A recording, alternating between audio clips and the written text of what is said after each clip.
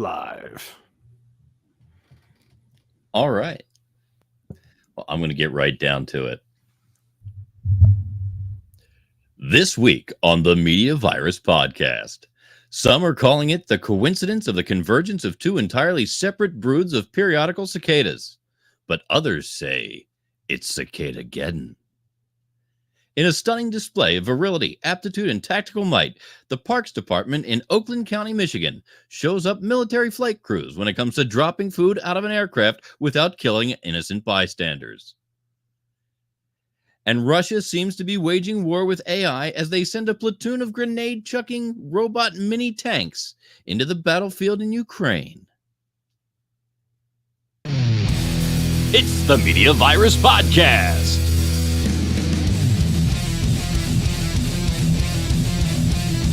Let's point and laugh at the world burning around us with executive producer Mike Latoris. We're going to start over. BBC correspondent Stanley McFadden. Makes me tingly in an unfamiliar way. Grease Monkey Pete. Damn, Big Daddy. Here's the thing about the Media Virus Podcast. It's really well done. And now, spreading the sage nihilism of an aged Gen Xer, your host and mine, the star of our show, the incomparable Maddie Rockdeath. Hot damn, do we have a show for you people this week? I am Maddie Rockdeath, the maddest of all Rockdeaths, and proof positive that anyone can have a podcast. Speaking of, welcome to the Media Virus Podcast. Please like, subscribe, follow, and share. I want to take a minute, thank all of our new subscribers, whether it's on, YouTube, Facebook, Spotify, Apple Podcasts, Google Podcasts, or if you're just checking us out, if you just go to the MediaVirus.com and you're getting all of your Media Virus Network content from the MediaVirus.com, thank you. However you find us, thank you. And as always, you can give us a call here at 646 Virus 01. Give us a call, 646 Virus 01. You can, you might make it on the show. It could happen. I'm going to get that set up real quick before I go any further. Well, that's good. That's good. And, this past weekend was Easter. And I had a lovely Easter. And I hope that you all, had a lovely Easter. How was your Easter, Mike? Was it?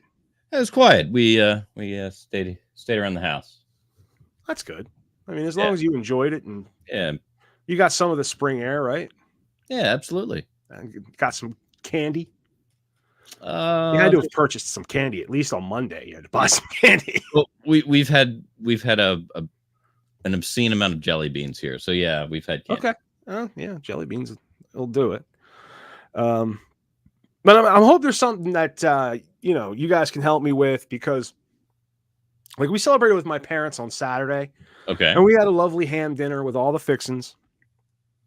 Then on Sunday we celebrated with her family and her parents, her brother, his wife, children, and Ricky's, air quotes, sister Nina, her baby and husband. And we had a lovely ham dinner. Okay. And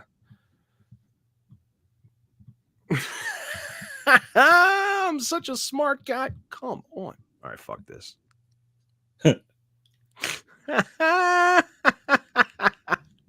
But it's not the ham of God that takes away the sins of the world. It's the Lamb of God that takes away the sins of the world. And, two other religions strictly forbid the eating of ham, pork, swine of any kind. You know what I mean? Well, as a matter of fact, Jesus Herbert Walker Christ was forbidden from the consumption of swine. So why is it okay to celebrate the day he rose from the dead with a forbidden food? Okay, that doesn't make sense to me. Well, that would be the representative of change, I would imagine. Is that the change? I don't remember. We weren't given any dietary guidelines by Jesus. That's right. He wasn't going to be. He did cast the demons into the swine. I mean, right? I don't know that he realized that he was out to start a new religion in the first place.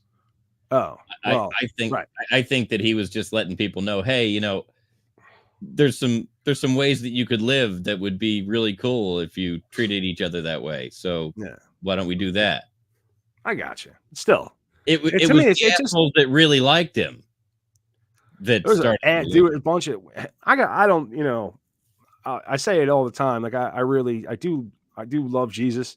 His fan club's a pack of assholes. But I had a blast this Easter because as I mentioned, my 4-year-old niece, my 1-year-old nephew were there, and they were dressed in their Easter best. They looked so cute. So as I was great on Easter. Oh yeah, when they're all dressed up and shit. So as we arrive, my wife tasks me with hiding Easter eggs in the backyard. Okay. So I'm ducking around so as to not like arouse suspicion, Right. or be seen. But I know that like when I go inside, the 4-year-old's going to start asking me questions. Right. They always do. Because she's smart. I mean, Yeah. she's not smart enough to figure out that every adult in her life is basically lying to her about a magical bunny that shits candy. That's another confusing thing. Like that's another thing that confuses me, like about Easter. Like this bunny shits and we just eat it.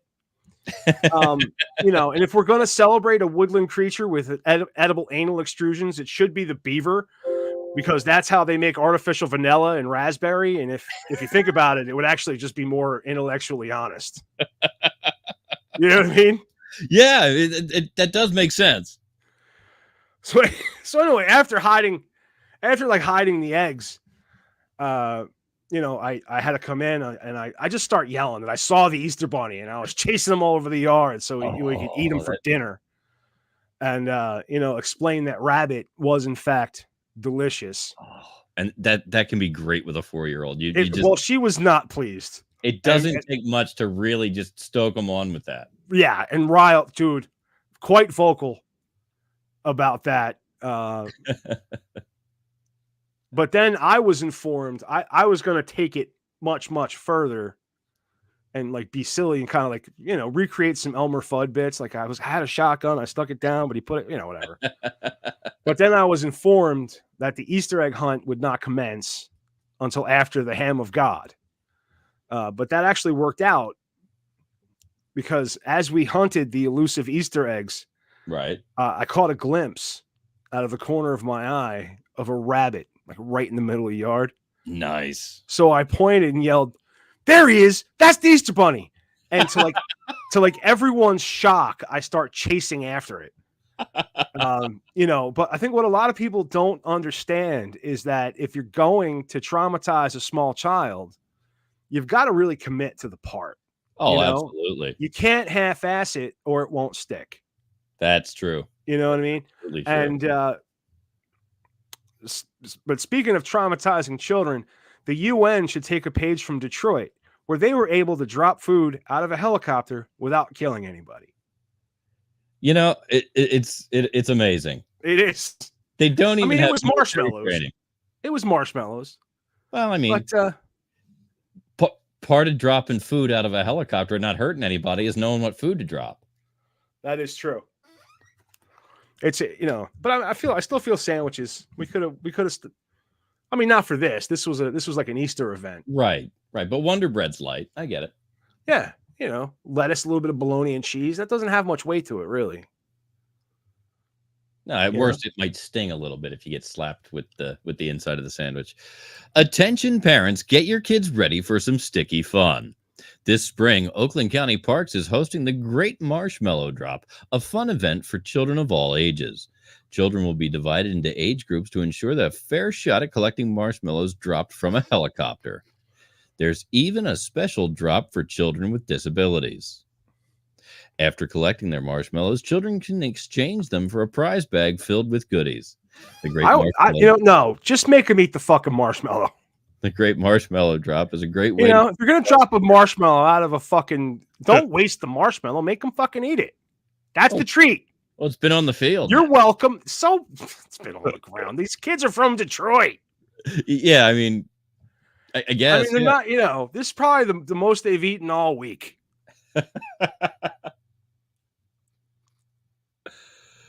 The Great Marshmallow Drop is a great way to get kids outdoors and enjoying the spring weather. For more information and to register, visit the Oakland County Parks website.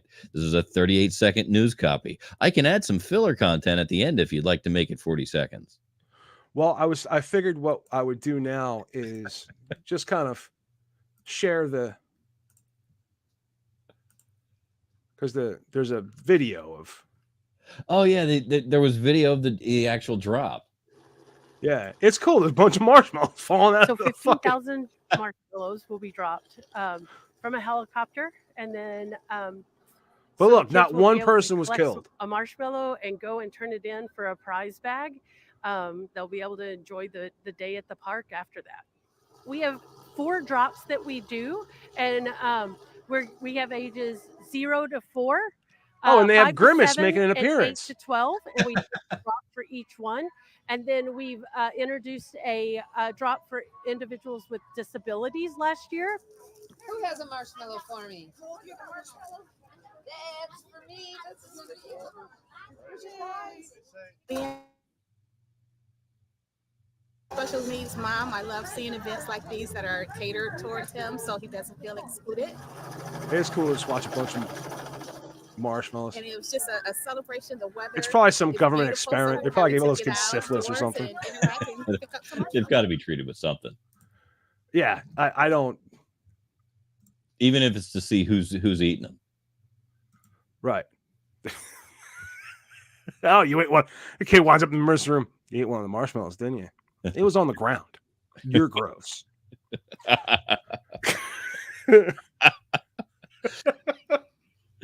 Don't you know that this is Detroit?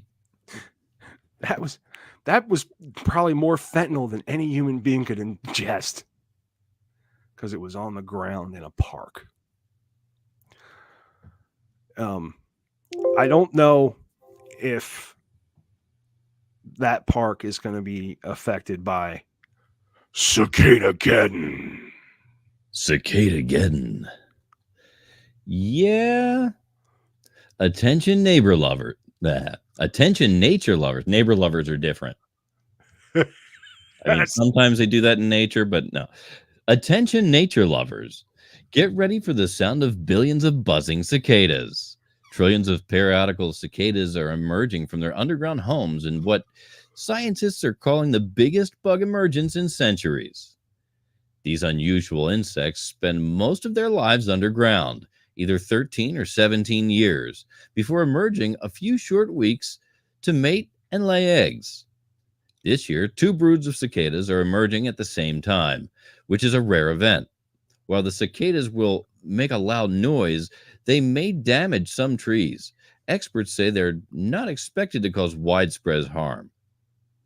So the next time that's bullshit. There's no way we're going to get more fucking cicadas than we've ever gotten, and they're not going to cause widespread harm. What you need to do is arm your family now. Now, you might be thinking to yourself, it's hard to shoot a bug. Yes. However, with a shotgun and a round known as Dragon's Breath. Have you ever seen Dragon's Breath rounds? I have. It's literally like a flamethrower coming out of your shotgun. Yeah. Okay. So when those little sons of bitches come to take your freedom, all right, you got something to stand up to them with. You could probably kill 40 or 50 of them at a shot. Just, food for thought. Because they're coming.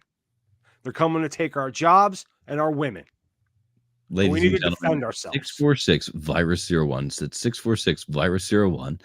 If you'd like to push back on that comment.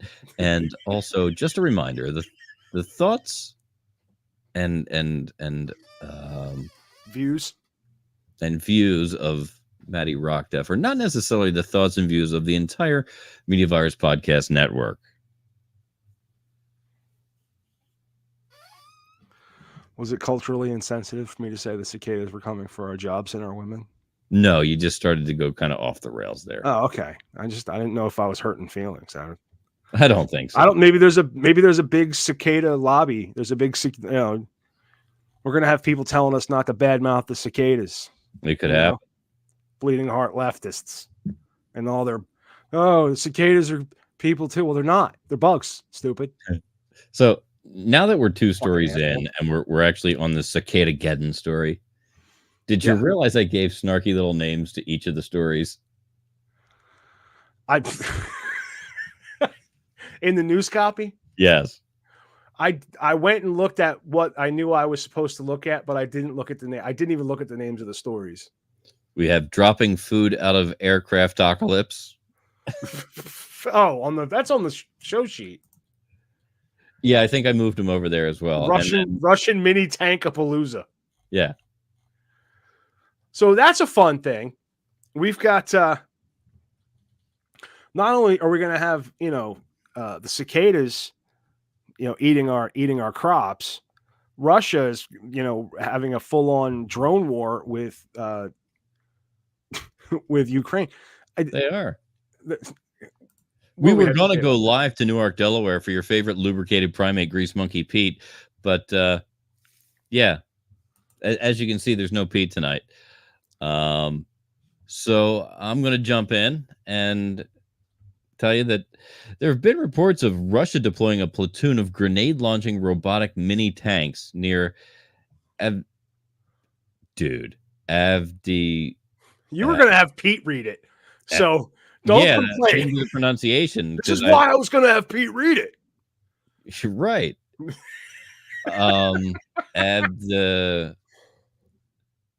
Oh, help.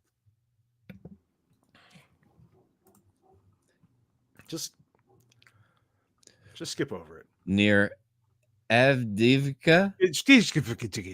Yeah, in eastern Ukraine. This would be the first time a major ground force has used armed unmanned vehicles in combat. And then Maddie was going to say, wow, that's a significant development. What were these? Wow, that's a significant development.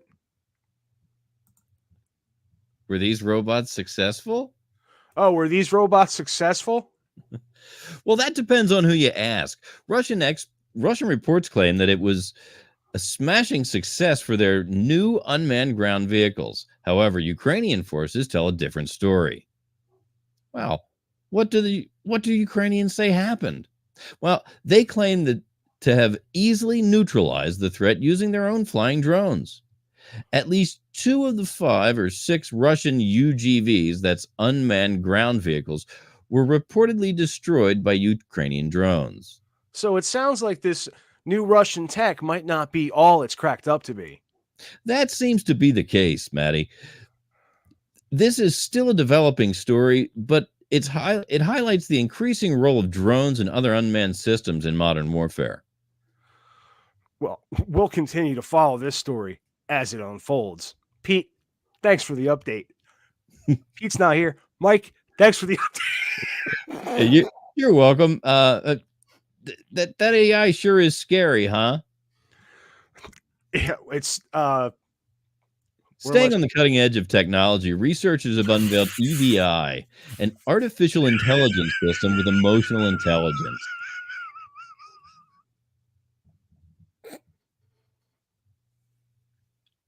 I know nobody knows what's funny. I know. Nobody understands that we're butchering this script because it's a script for 3. And we're just beating on it. And there's the 2 of us, and I got no idea what's going on. EVI is claimed to be the first conversational AI with emotional intelligence that could redefine human-computer interaction. This system uses large language models to analyze vocal cues like tone and emphasis to understand and respond to human emotions. Imagine a customer service rep who can not only answer your questions, but sense your frustration and offer additional support. Fuck, Mike, we can't get Pete to do that. Or a virtual therapist who can tailor their approach to your emotional state. The possibilities are vast. Do you think it's possible that we're staring down the barrel of a really interesting paradox? I mean, what happens when AI gets sad or AI gets mad because we're at war? What happens then? EVI's API is set to launch in April for developers to integrate this emotional intelligence into their applications. That's not an answer to the question. And I'm not Grease Monkey Pete reporting from Newark, motherfucking Delaware. Back to you in Claymont, me. Thanks, Pete. Look what you did.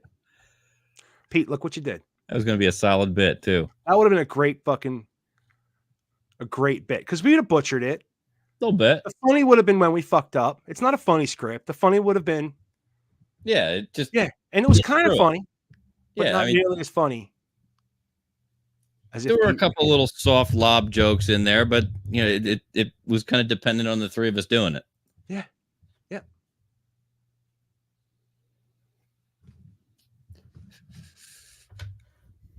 Now what? Yeah. Now what, Pete?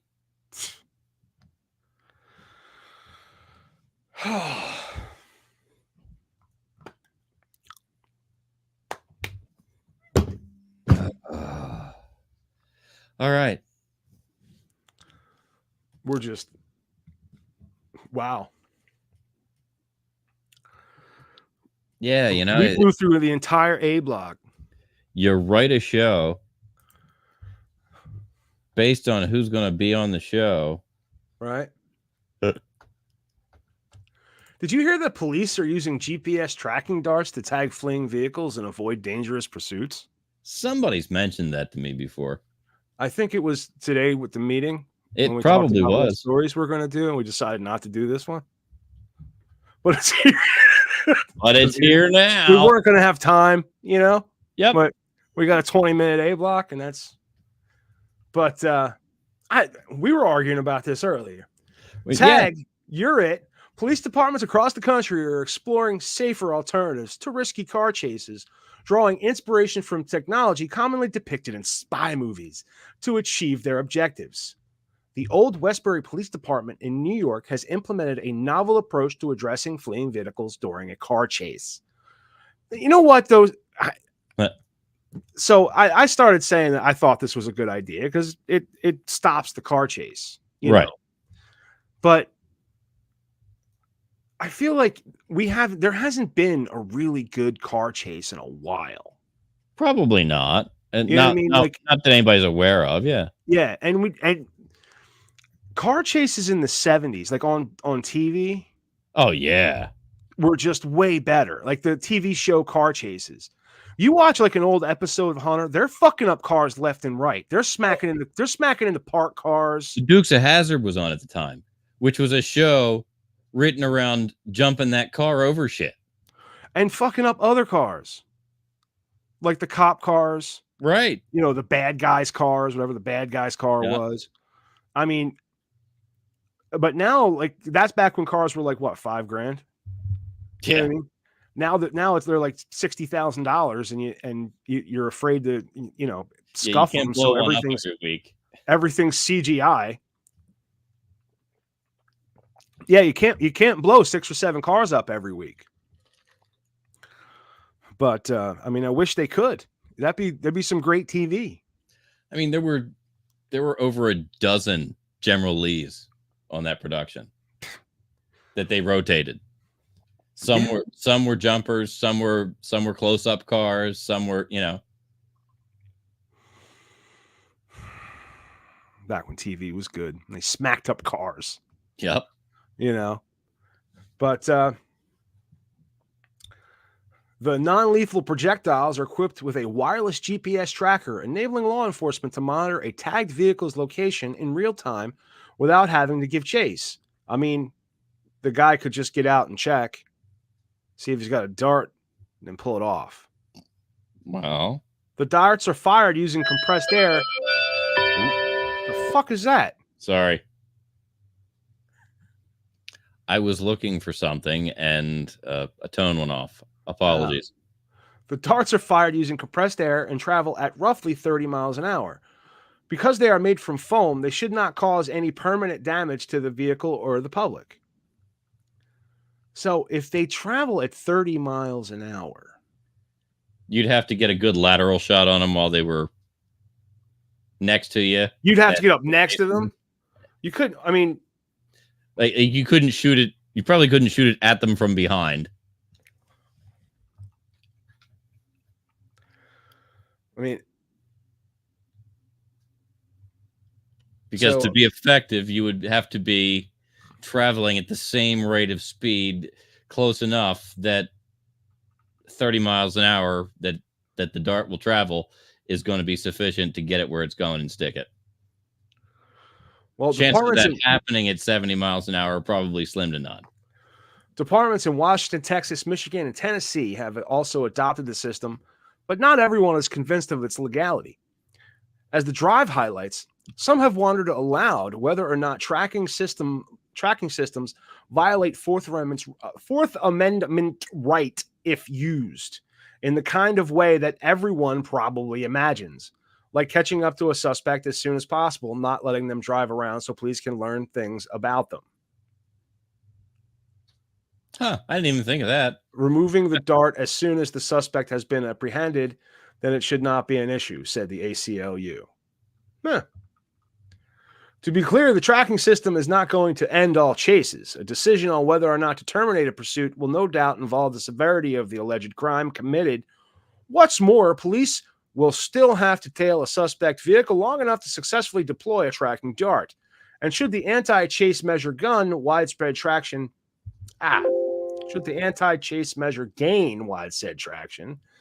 you can be sure that criminals will eventually start to pull over and check their vehicles for trackers after police have stopped chasing them.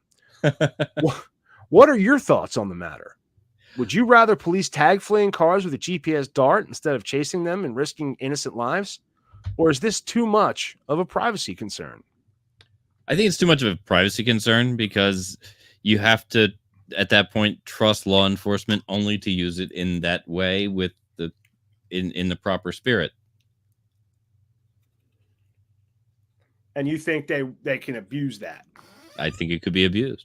I mean, it could be abused, but then, like, you know, it probably wouldn't hold up in court if you take it to trial. Right. I guess a lot of people don't go to trial. They just kind of try to plead out. Right. So, I mean, I think it needs oversight because I think it's too easy to abuse. Well, yeah, your rights are easy to abuse, and especially if you start letting the government abuse your rights. Yes. You know, like if you let your government lock you up for hate speech, Yeah. words, Just words. saying stuff. Just saying stuff. Just saying stuff. Or I saw that Scotland has just enacted that, there was a story about a comedian who had a hot dog in his poster, right? Because his like little tagline was "Hot diggity dog." Okay. They made him take the hot dog off the plate. So originally, this plate didn't have a cucumber on it. It had a hot wiener. dog. It had a hot dog. Right. A wiener. A wiener. They said, "Hey, take your wiener off that poster." Right. And it wasn't the wiener. Like it wasn't the penis reference that made them say that. It was, there's a junk food ban. You're not allowed to eat junk food. Yeah.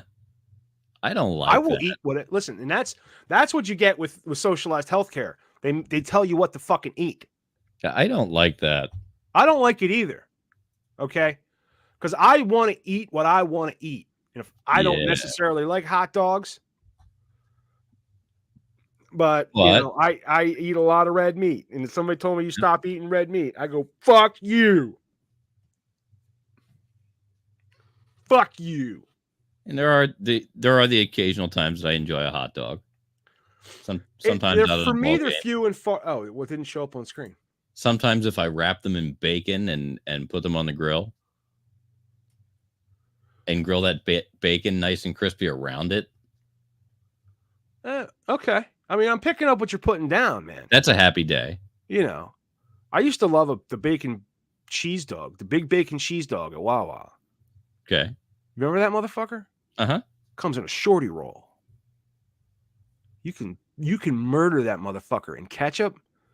And what we used to do back when they had the hot dog cheese, Right. like the melted cheese, Uh-huh. like now you can buy like packets of it or like little cups of it. Right. But they used to just fill up a dish. And Or they had the get that pump. hot dog cheese, pour it all over that big bacon cheese dog, and then a little bit of ketchup. Uh-huh. Oh. And cherry on top is the plastic case, the plastic like package Uh-huh. that the hot dog came in. When you slid that package across Formica Yeah. laminate, it made the most nerve penetrating squeal. You would just go, it would just slide across and it would go, "Arrgh!" and it would send shivers down your spine if you were not holding it. If you were holding it, you were immune. So I would do it to everybody.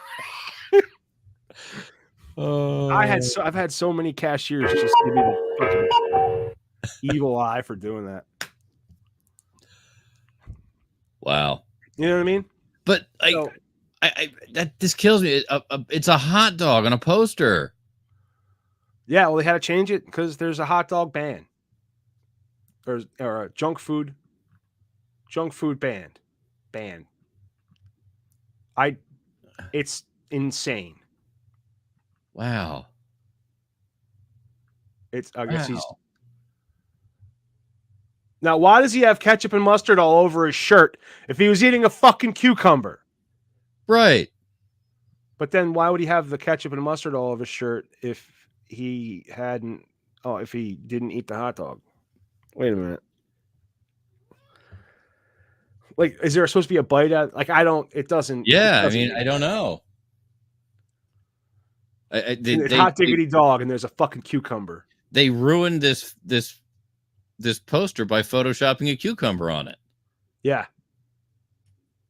I wonder if you could go and like peel, like if it's a sticker, like if you could go peel that. That would be cucumber great if it off. was just a little flap Yeah. underneath. Like you see how it's there's a sticker on the poster. Right. Like if that cucumber was just a sticker and they went and put it on top. Yeah. You could just peel it off. It's that little football shape that of the white plate. Yeah. Just peel that off and see what's on the plate underneath.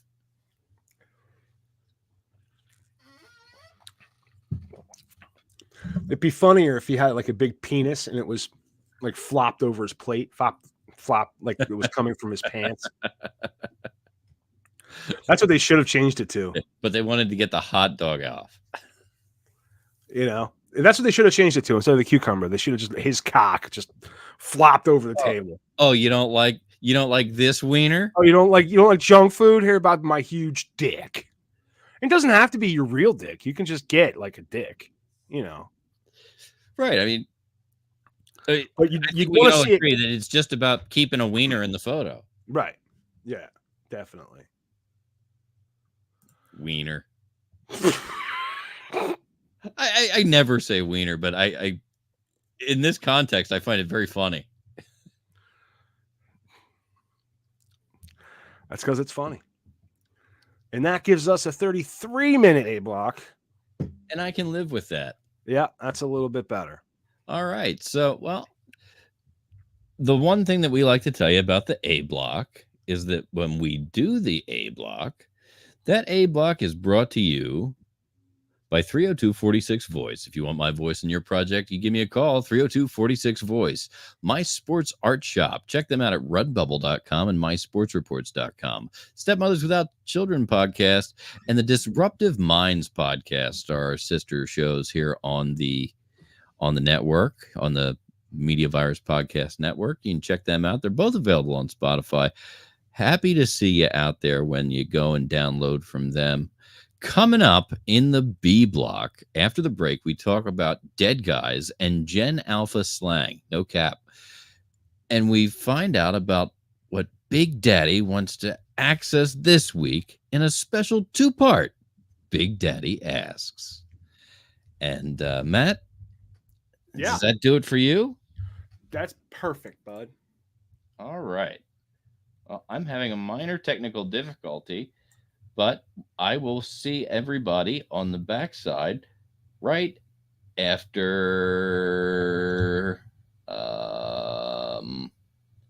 this.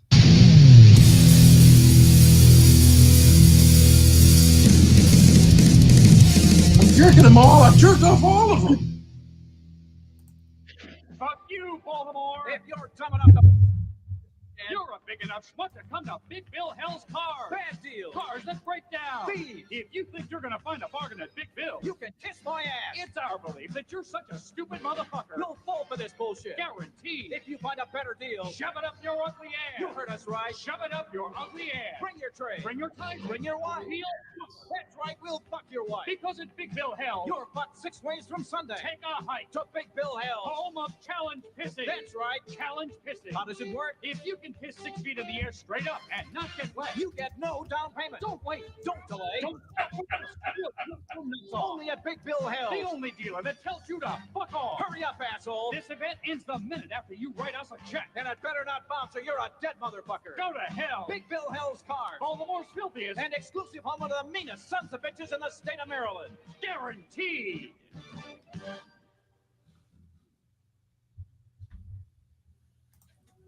Now we go out and about with Jiminy Glenn. This is so exciting for me to be talking to you because usually I talk to...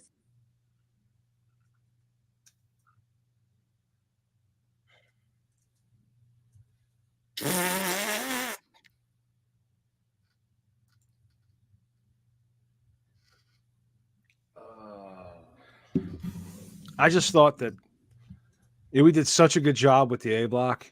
Right. We needed to roll right into a commercial. Okay. That was my thinking. Nice. So, Fuck fuck you, Baltimore. Yeah. I love that. Home of challenge pissing. If you can piss 6 feet straight up in the air and not get wet, you have no down payment. Shove it up your ugly ass. Well, fuck your wife. For your wife. Well, fuck her. So good. All right. What do you want to open up with Big Daddy Axes? Yeah, I'm getting my recording squared away. Something go wrong? Oh, everything's running slow and stupid, you know. I know how it goes, my friend.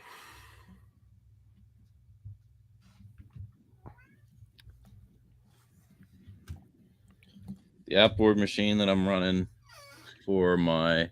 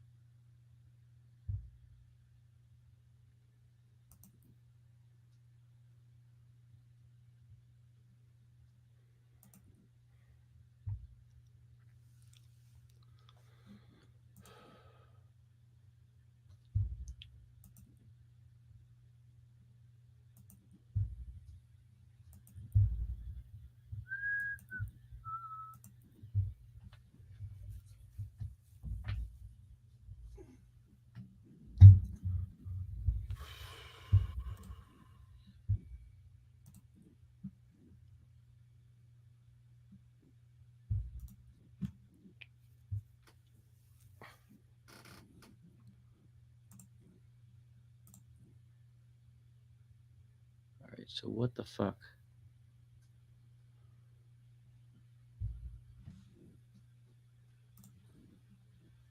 That's where your problem is. Goodbye. Goodbye. All right. Said to end a couple of processes so that I could restart a program. Oh, Jesus. Are you still in the midst of that? Well, it seems to be restarting.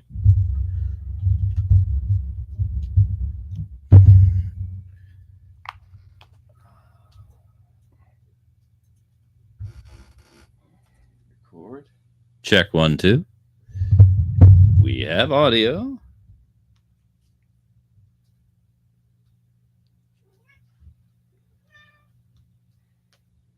And I've got my intros and outros back.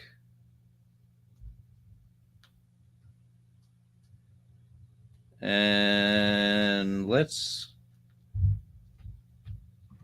in the interest of doing something different, I've got a 30-second put Mike in his place promo from an old show. I'm gonna do that to lead us into Big Daddy Asks, and then we'll come in on the back end. You ready? Yeah. Don't forget to step on the tail end of this. It's only a 30-second. All right.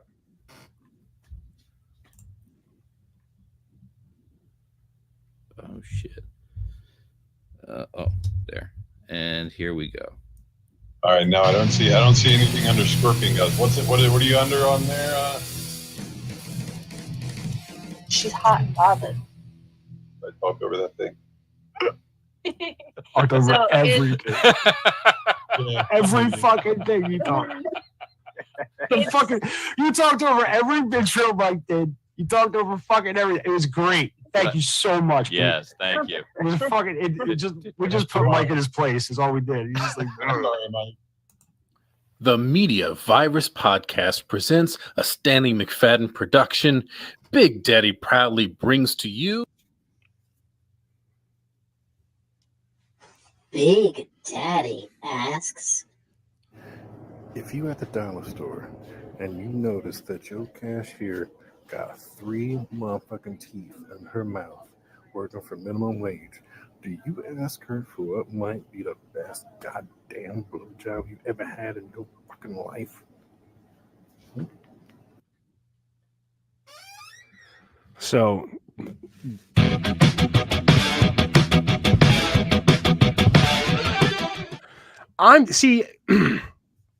here's my issue. I don't see how a woman with 3 teeth is going to give a good blowjob. They're going to get in the way. Yeah. You know what I mean? That's not I'm not sort of an pleasant. all or nothing kind of guy when it comes to teeth. Yeah, that's a scar. You know, all or nothing. I'm with you. I guess you're on the same page. I think so. Yeah. All Either right, so, with them or without them, but 3 is not 3 teeth. Not 3. Not 3. But apparently, Big Daddy gave us his answer. Oh, good. Yeah, just let me pull that up real quick. Sure. It's, B here. We're gonna share this tab instead. The Media Virus Podcast presents a Stanley McFadden production. Big Daddy proudly brings to you. Big Daddy asks, You would get kicked out of the dollar store for speaking the truth. How long do you wait before you go back in?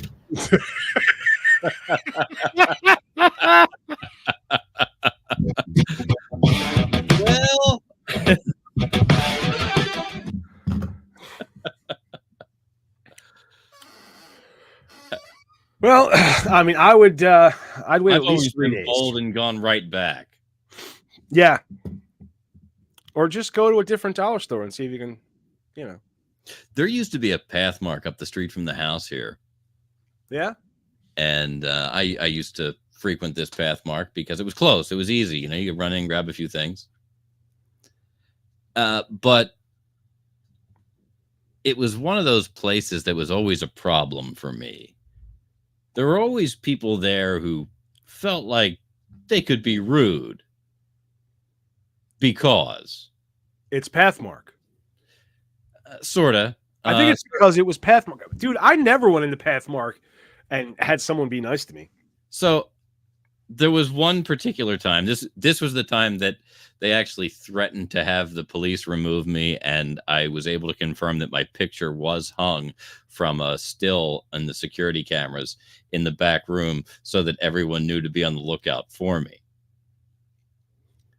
So you were a known troublemaker in that Pathmark. That's what they thought. That's what they said. Because every time you stand up for yourself, they always come and find the guy who's calling somebody an asshole. They don't look at the asshole. So I'm walking through. And you ever notice that I've noticed that people can't handle the truth. Oh, it's often a problem. It first dawned on me. I was in a band. we're standing in the parking lot of the Daily Grind Coffee House, waiting to go on. I'm smoking a cigarette. Now, the Daily Grind Coffee House was in a strip mall, and then right next to the strip mall was a parking lot, and that parking lot set back about maybe 50 feet, maybe 75 feet. Right. And then there was a strip club. Right. Okay. And I forget what the strip club was called. But we're standing there smoking a cigarette, and this fucking white Trans Am, like an 88 Trans Am, right, comes screaming into the parking lot, almost hits me and Doodles. Right. And it's just like, oh Christ. It was, I mean, I'm talking a white trash status symbol. Yeah. You know what I mean? The TA. And this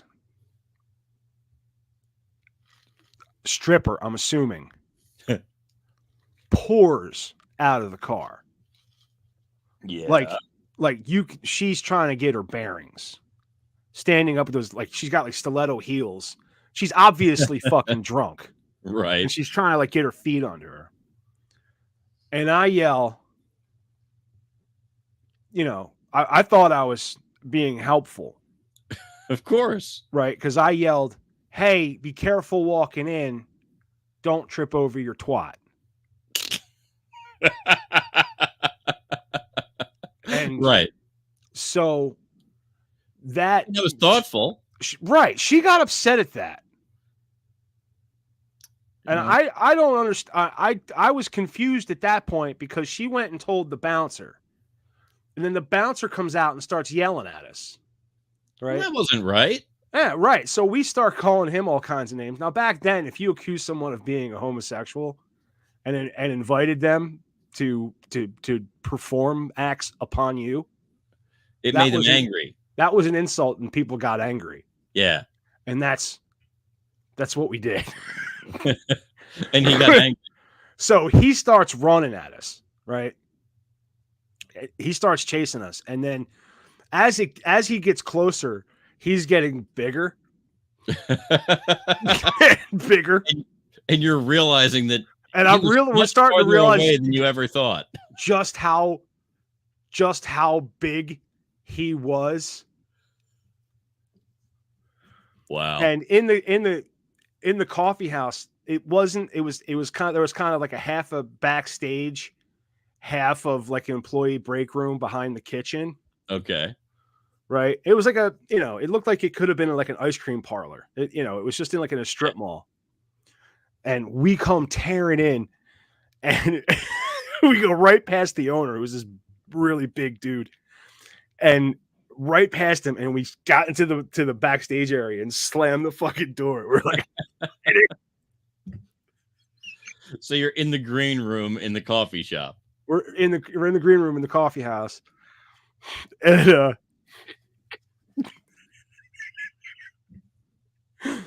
we wrote this down because we thought it was so funny. But it was like a slatted door. Right, a louvered door. A louvered door, yes. Yeah. So we're like, Damien's like, I'm peeking out the louvered door. Right. Damien's like, what's going on? What's going on? I'm like, oh, he's at the door. Oh, he's talking to Dugan. He's like, what's he saying? He said, Hi, I'm a homosexual. Where are those two hot guys that came running through here? You had the wherewithal in this situation to narrate the conversation. Yes. I love Mystery Science Theater 3000. But Damien goes, so wait, you're telling me he identified himself immediately as a homosexual? I said, yeah. Who just shitting on this guy? And then I'm like, oh, Dugan's not letting him in. All right, we're good. Wow. I'm glad you interrupted me with that. That was a good laugh. Oh, that was fantastic. That's one of my favorite memories. I don't even remember where I was going. What were we talking about? Oh, people can't accept. People can't accept. Oh, Like you call a whore, they get offended. Story. So I'm walking across the front of the store, and this other shopper, who happened to be large, not Caucasian, and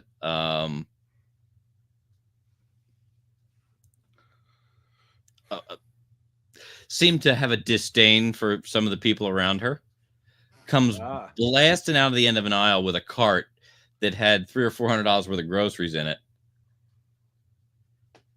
and hits me in the hip and knocks me down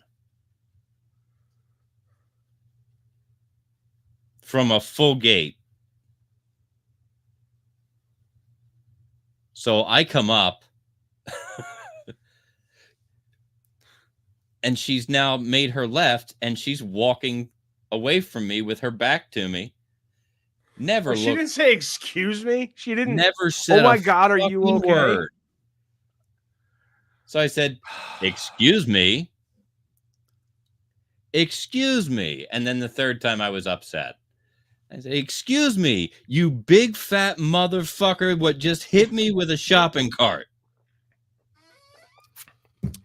And she turned around. Yeah. So did you go? So you hit me with a shopping cart because that all pertained to you. I started that line of questioning, and Bob, the security guard, who I came to know quite well, came and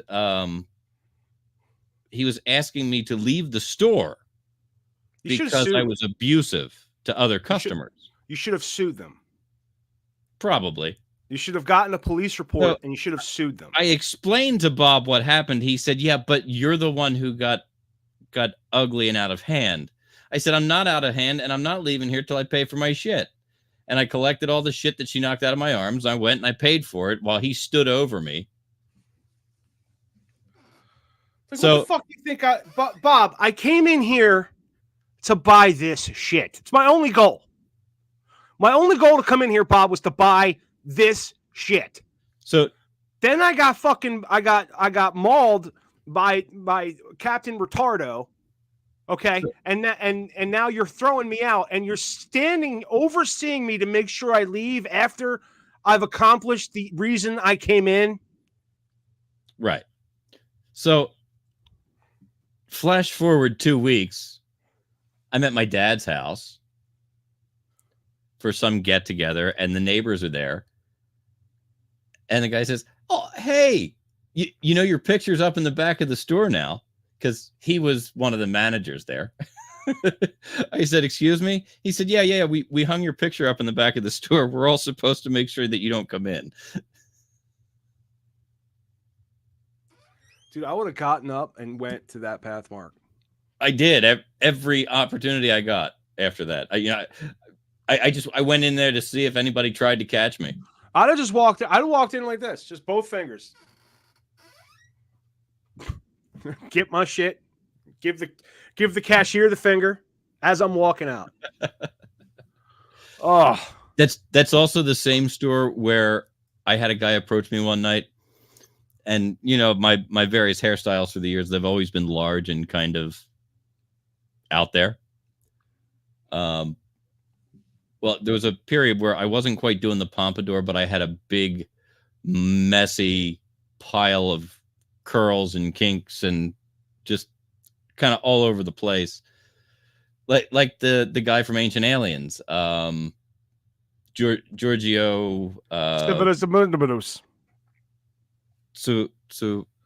Anyway, whatever his name is. Say So it right. anyway, guy comes up. He's like, yo, you're the dude. You're the dude. I'm like, I don't know what you're talking about, man. So he follows me through the store. Like, he's caught up with me in a couple of different aisles now. He's like, you're the dude. You the Ancient Aliens guy on the TV. No, man. I'm sorry. I'm not. It's just not me, brah. So he finally catches me one last time. And, you know, I usually have a sport coat on it, and I had a Sharpie on me. I was like, come here. And we're in the pasta aisle, and he's getting pasta. He's got the box of spaghetti in his hand.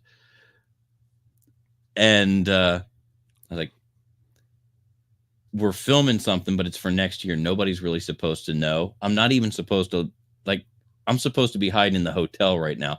I just need some groceries. I'm hungry. Give me... I put a big goofy G on his fucking pasta and handed it back to him and walked away so he would leave me alone. I knew it was you. I knew it was you. I knew it was you, dude. Can't fool me, bro. I told you that D. Snyder mistook me for John Popper, right? Yeah. Yeah. That was fun. That's the only interesting story I have, I think. It's not even that interesting. But speaking of, you know, who had an interesting story. Who's that? The last, well, he's dead now, but the last surviving. Yeah, the very last guy who was at Pearl Harbor when. That's something, ain't it? It is, man. That's and I knew that I knew that it was close to being the last one. I don't know how long he was the last one, but that has to be a lonely feeling. Yeah. Lou Conter, last survivor of the USS Arizona in Pearl Harbor, dies at 102. Lou Conter, the last known survivor of the attack on the USS Arizona in Pearl Harbor, has died at 102. Conter, who was 20 years old, quartermaster at the time of the naval assault, was on the back decks of the battleship on December 7th, 1941, when Japanese forces decimated the U.S. Pacific Fleet. The unprecedented attack killed 1,177 on the Arizona, with over 900 of those individuals never recorded. As the bombs ran down on the naval base, one landed between two main guns at the front of the Arizona. The explosion ignited a huge store of TNT black powder that was used for the ship's battery of guns. There went 20 million pounds of powder, Contra recalled in 2018 interview with American Veterans Center. It blew up. That's fucked up. Yeah, I mean that was a serious explosion. There's a photo. I thought I was sharing my screen. I'm not good at this. There we go. So that's a photograph of the battleship USS Arizona belches smoke as it topples over during the Japanese surprise attack on Pearl Harbor, December 7th, 1941. The attack drew the U.S. into World War II. I just, because, he had to feel lonely as the group started to get smaller, but, a lot of those guys stayed in touch with one another and had something going on. But it just, I can't imagine how alone he felt when somebody finally came and said, hey, what's his name? The other guy Shorty died. Oh, Shorty. Yeah. And it's like, that means I won. Yeah, to an extent, but like, can you imagine, like, that's a very solitary place to be. Yes. I mean, I understand what you're saying. You know, but I figured it was worth the note. Absolutely. I mean, the guys who fought in World War II in Korea were a different breed, man. Well, they really were. You're not gonna see that ever again. And both of my grandfathers went off to war and came back, and they would be it'd be over 120 by now, if they were still alive. So, it's. So they're not alive? No, they're not. But they'd be well over 100 at this point. And so, I mean, this guy's a little bit younger, but still the same, the same age group of people. They were all fighting together.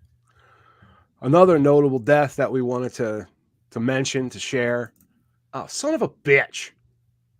I hit the wrong button. Jackass! My mic cut out. Oh. Jackass! And is that his Happy Gilmore line that you're doing? That's the Happy Gilmore line that he did. Yeah. Okay. Happy Gilmore and Freaks and Geeks star Joe Flaherty, dead at 82. And there's a little memorial there or something there. Why can't I get this to work when I want it to work? Yeah, if you scroll in, when you see this guy's picture, you're going to recognize him. No, I know.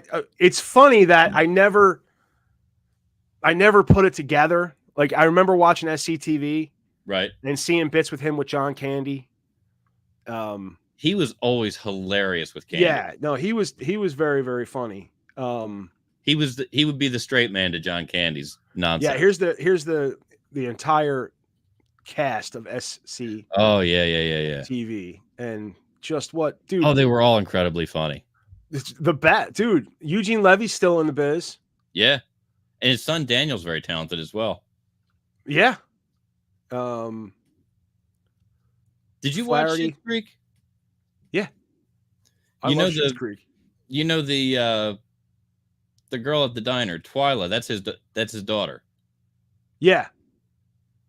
Catherine So, O'Hara. the whole family's involved in that project.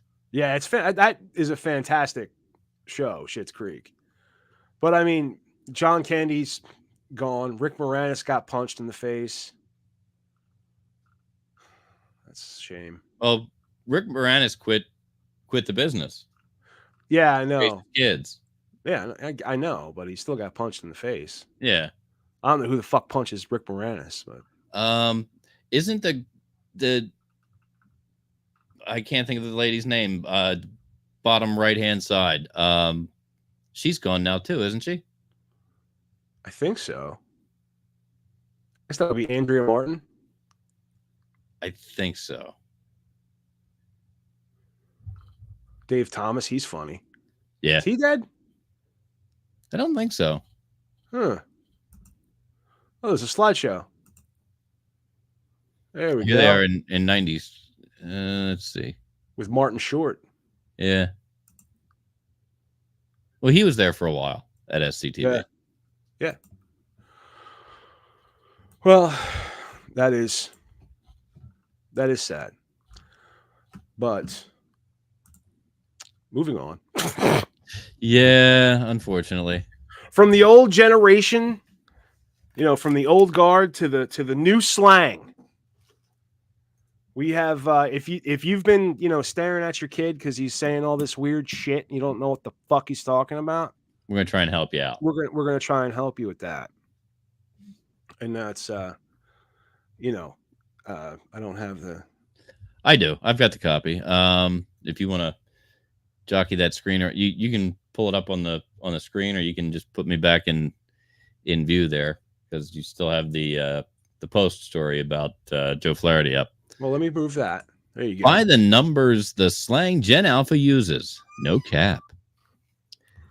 Now, I know that cap is a lie. Yes, that is a lie. It's a non-truth. I'm not going to read all the run-up about Gen Alpha. No. They're the young kids now. That's pretty much all we really need. I mean, it's the slang the middle schoolers are using. Right. Like, right. And some of this is carryover stuff. It's been around. Bet. It's a term Bet. of just a term of agreement. Hey man, we're gonna go do that. Yeah, bet. Bet. That's been around. That's been around. I would say since 2010. Easily, yeah. Easily. This is a sports term that's kind of made it mainstream now. GOAT. GOAT. That's been greatest of all time. Yep. As long as I've, he's the GOAT. That's been a sports term. This next one is a sports term for a long time. I don't think it's been like it's in the vernacular. It's definitely carried over from the sports world into things now. Yeah. This one is actually been in use for about 100 years, but regained popularity around the pandemic. Sus, short for suspect or suspicious. Yeah. Yo, that's sus. That is sus. That's sus, bro. And I'll guarantee you these kids think they're making this shit up. I'm sure somebody does. We used to call 7-Eleven Sev. We're going to Sev. You thought that was like really fucking cool. Of course, 7-Eleven was in walking distance from my house as a kid.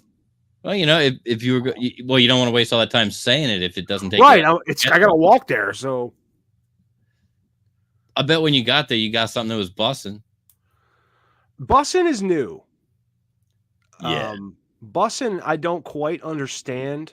Well, bussin', like for you and I, bussin' was like when you took the bus. When they, well, yeah, because schools had to be integrated, and it was during desegregation, and they're like, hey, do you go to the school there? I'm like, no, man, I can't go to the school there. There's not enough white kids at the school over there, so bussin'.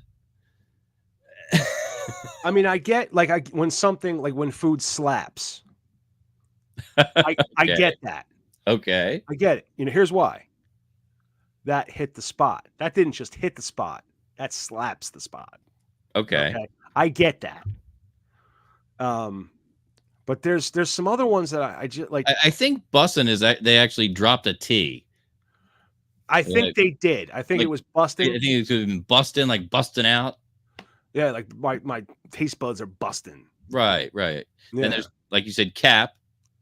It's another. I don't get that one. Maybe because you're wearing a cap to cover a bald spot, so you're lying. I don't know. I honestly don't know. Yeah, like I don't know the origin of it. That's what bothers me. It's African American vernacular. Is it? Yep. Is it African American? Because I only hear little white kids say it. I didn't know that was. It's African American. Little white kids are culturally appropriating African American culture, and I want to bring it to everybody's attention. Correct.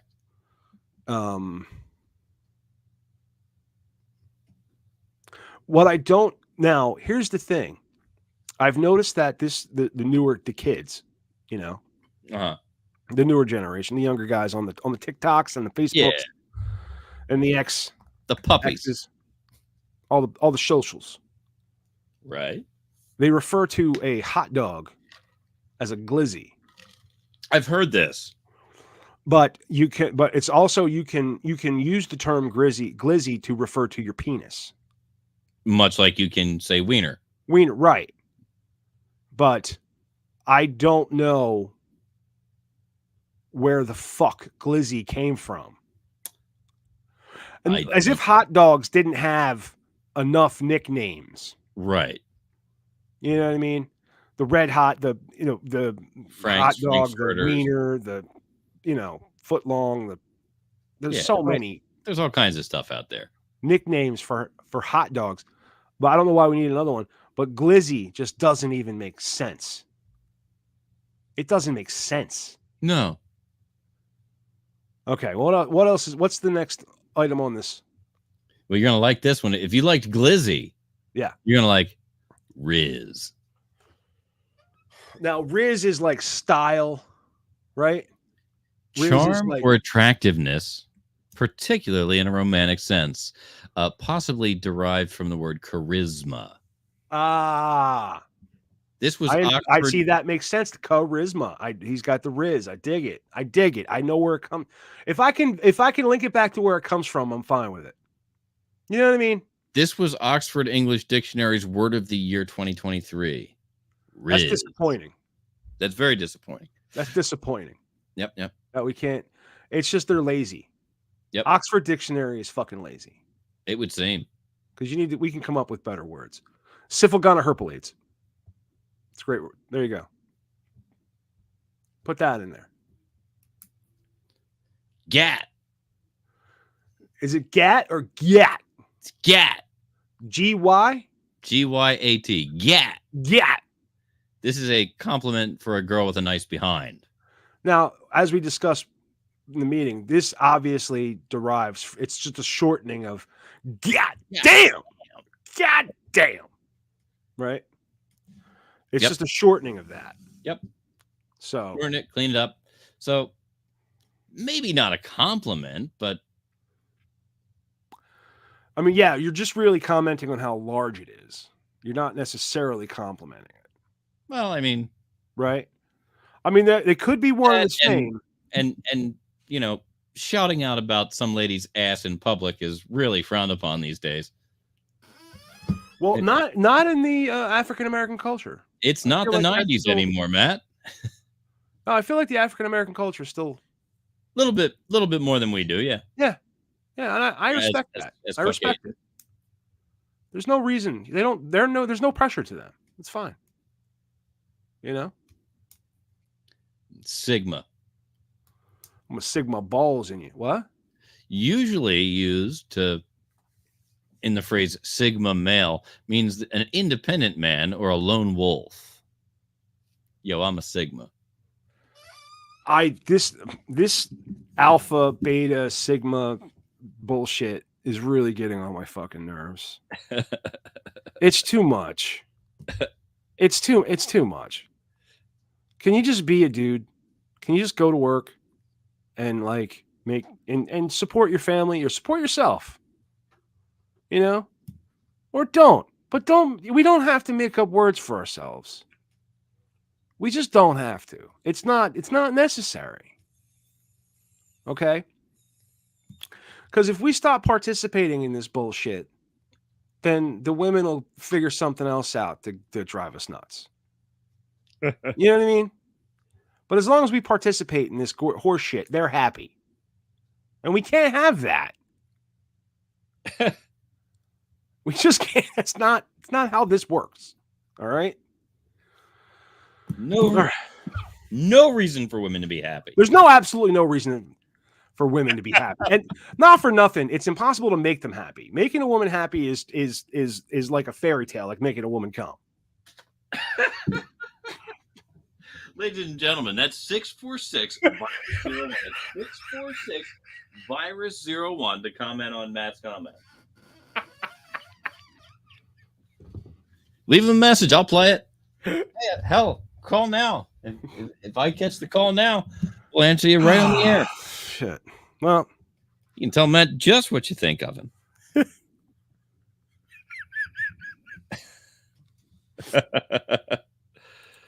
It's myth. What's that? I said, aren't you glad we got a phone number? I love having a phone number because every time I see something offensive, you can go 646 virus 01. So, and the sucker punch. Oh yeah, sucker punch. The sucker punch guy died. Are we done with the? There's a couple of more, but they suck. Yeah, kids are stupid. Lore, and in this, your backstory. Ratioed. Apparently, someone's been ratioed when their social post gets more likes than shares.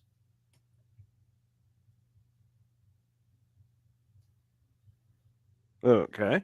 It has something to do with how many likes versus replies or shares versus likes.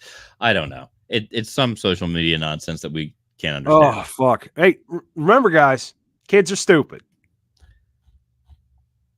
Okay, was there anything else? No, that's it. All right. And that, that's all you really need to remember.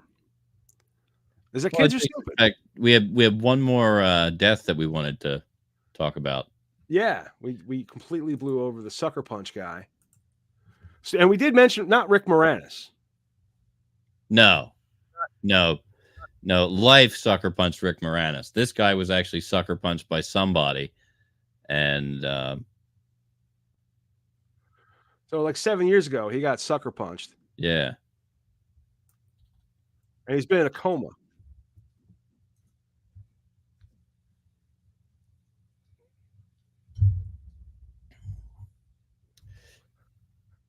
Yeah, I don't have a story about that. The link that we have is a YouTube video. Yeah. I guess you didn't hear it, did you? I don't. It's not shared. See. Where the fuck am I? There we go. 7 years after he was randomly sucker punched while riding his bike on a Brooklyn street. So Their he was mother, just Esther riding- Diaz, speaking through Just a riding down the translator. streets He with was sucker suffering a punched. lot, and He was a coma for she 7 knows years. that she's well with his, and she This feels is right just a now. Diaz, a housekeeper, says her husband's absence from their lives has been difficult. It's been a struggle, and dealing with the kids. She got to work overtime, and she's having a lot of problems though. Ever since. More than anything, she and her sons want Gary Anderson, the man who put Diego in the hospital, to now be charged with his murder. Oh, so they know who did it. Yeah. She wants justice. A dude named Gary Anderson. He wants him to go to Gary jail Anderson, you are a 'cause fuckbag. He got, And I I hope think, you go to 3 jail. years, and he didn't do that much. In fact, friend Jaime Gonzalez says Anderson, now free, barely served his sentence. He walked away within 6 months. I mean, justice in New York. We reached out to the That's Brooklyn justice DA in to New York. inquire if they would file new charges against Anderson, but have not heard back. Oh, no, they're not. Anderson was only charged with misdemeanor assault. That's because under New York law, it's nearly impossible for prosecutors to give a defendant who throws a punch that causes death or serious injury more serious charges. Lawmakers so far have been unsuccessful in trying to close the loophole so they're not that gonna do allows it. for this. It's not fair. I mean, but wow. The family That's the long and short of it is they can want all the justice. You can want in one hand and shit in the other and see which one fills up faster because New York doesn't give a fuck. Well, they left a hole in the law. Well, they left a hole in the law on purpose. That's usually how they get left there. That's right. I mean, you can close shit up if you don't like it. You know? But they don't. They don't fucking care. No, it takes time and effort.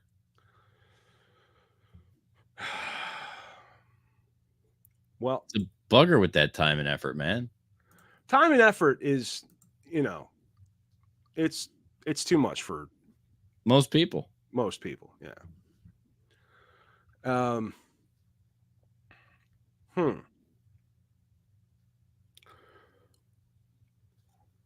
Well, I think that's it for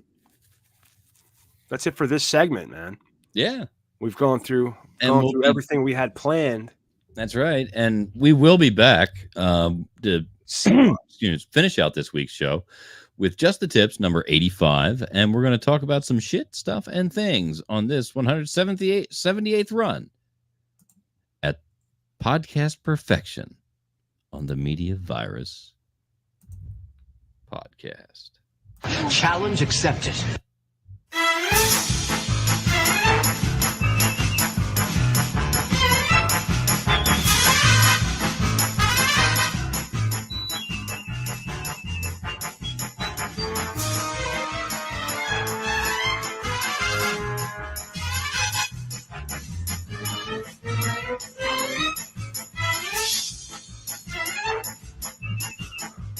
What the fuck is going on?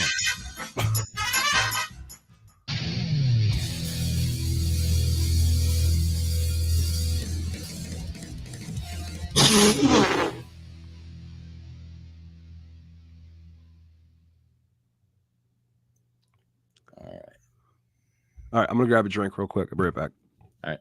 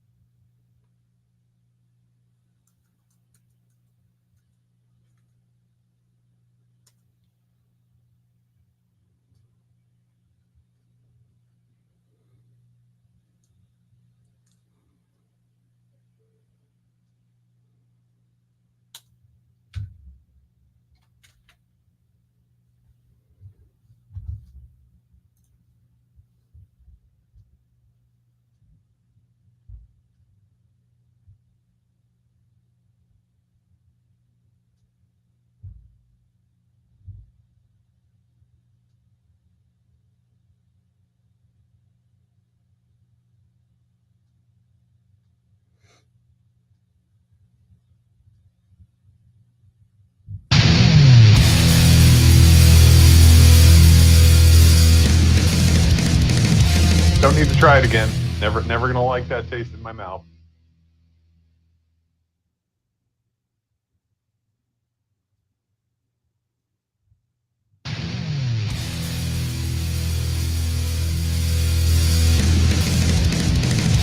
That's the one thing we can't do here.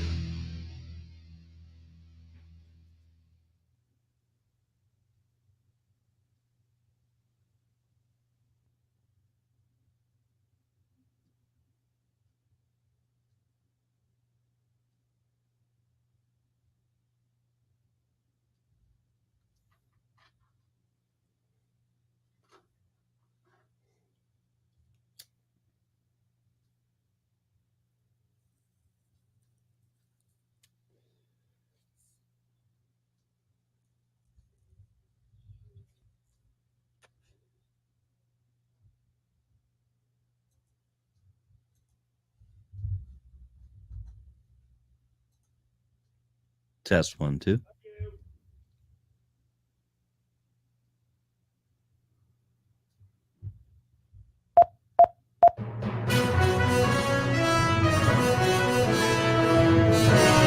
Media Virus News.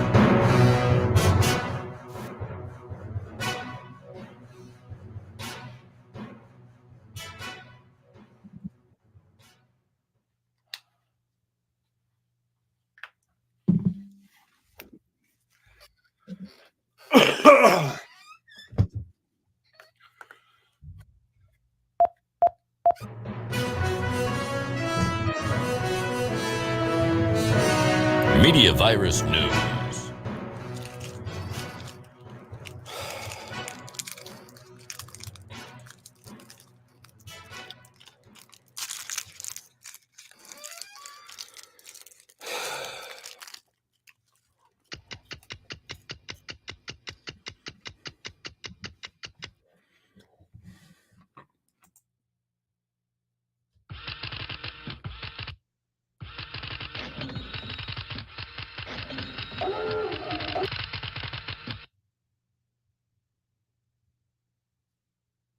Sound check.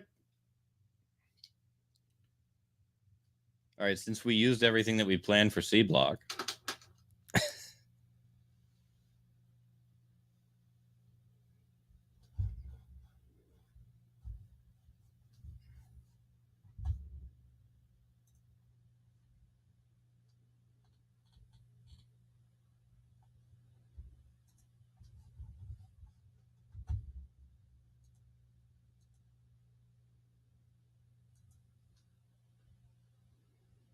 Actually, I don't think we did.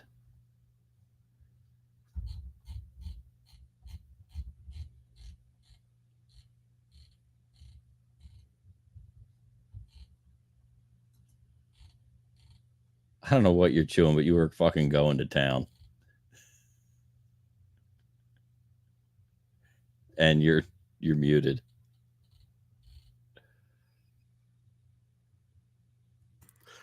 It's a Reese's peanut butter egg. Ah.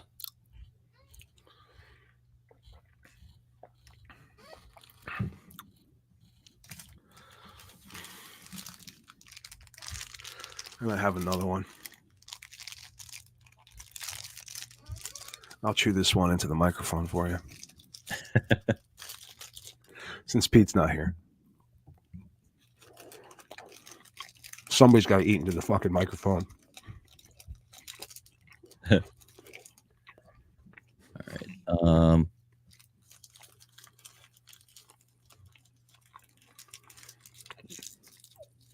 Yeah, we don't have much going here.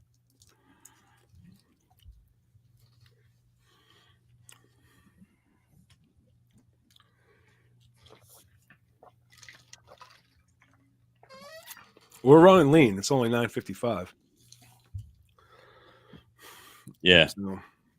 We also don't have a whole lot of content. Like I said, we used up our C Block stuff. Filling out the other two. I thought I left 3. But it's oh well. That's why I shouldn't write the show. I don't know why you let me do that. No, it's terrible.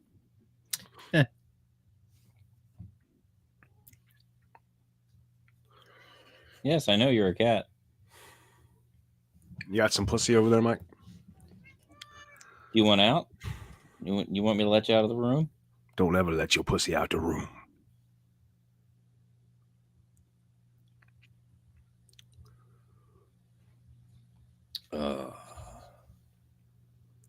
I feel like this is like part of the show where it'd be a lot better if people would call.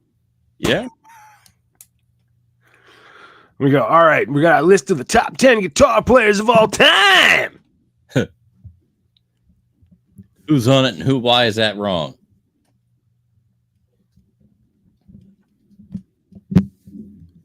It's all time. It's still doing it. Just overdriving the microphone, I guess. Hey, I know how to fuck up a mic. I do it real easy.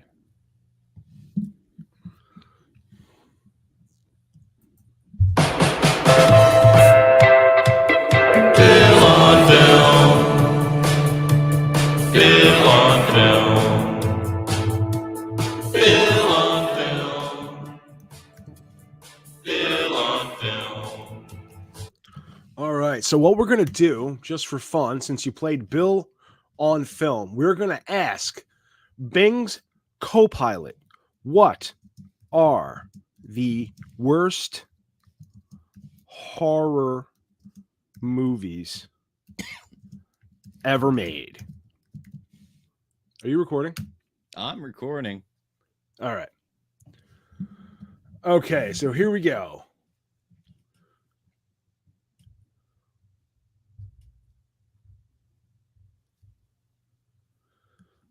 So here are the 5 worst horror movies according to Bing's co-pilot. No, at number 5, we have Homecoming from 2009, a collection of cliches that left viewers wishing for something more. It received a 0% rating. Now, this is, of course, according to Rotten Tomatoes. Number 4, The Disappointments Room, 2016. This thriller left audiences equally disappointed, earning a 0% rating. Kate Beckinsale stars in a story that fails to thrill. Wow. Number 3, Cabin Fever, a 2016 remake that lacked the infectious enthusiasm of the original story. Unfortunately, it also scored 0%. Jaws the Revenge, 1987. All right, we're finally getting into some classic horror movies. Jaws the Revenge, I think, was the 4th. Nah. Because it was Jaws, Jaws 2, and then Jaws 3D. Right. All right, hang on. The once proud Jaws franchise took a nosedive with its illogical, tension-free installment. All right, so let's see. Yeah, that's right. It was just kind of limp. There wasn't much to it. Well, and then,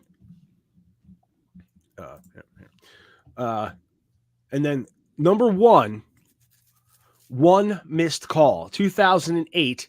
This J-horror remake failed to impress with bland performances and predictable scares.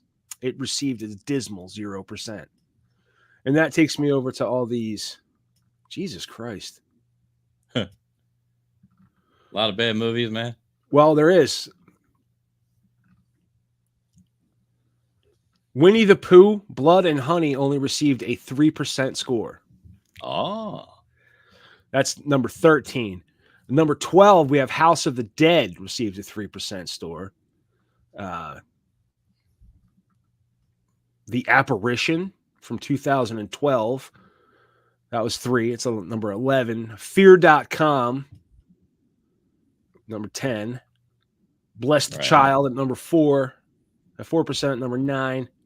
The Haunting of Molly Hartley. I've never even heard of that movie. Dude, the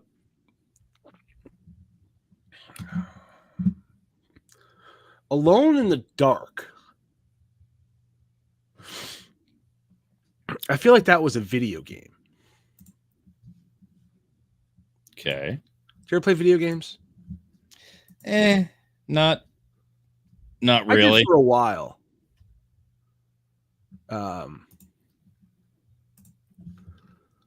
But I believe that was a video game that did.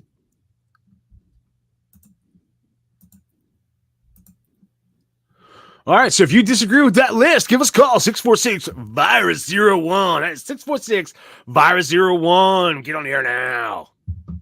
I think that was good. All right. What was I doing? Oh, well, speaking of wacky horror movies, yeah, I'm in a wacky horror movie that's making its rounds at festivals far and wide. And if you bear with me just a minute, it's called The Bug by Red Cup, by Brian Wilde at Red Cup Films. It's really a fun little piece. It's just a short, but are you sharing your screen? There's a lot going on. I will be momentarily. I'm reaching to get the things that I want to share.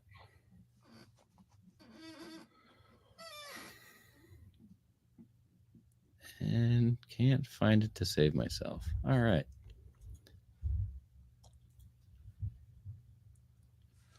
While you're looking for that, speaking of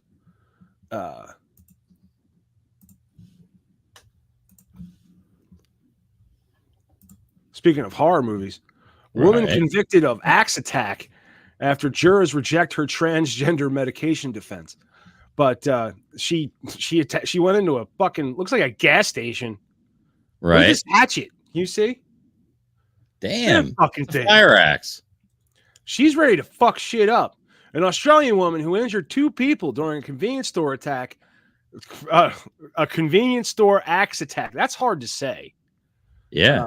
Has been convicted of attempted murder after jurors reportedly rejected her argument that she was suffering from a mental episode caused by medication she was taking to transition from male to female. Wow, we should really look into those medications if they're causing mental instability like that. Yeah, like a maybe gas station axe attack, or what was it? Convenience store axe attack? A convenience store axe attack. Wow. Axe attack.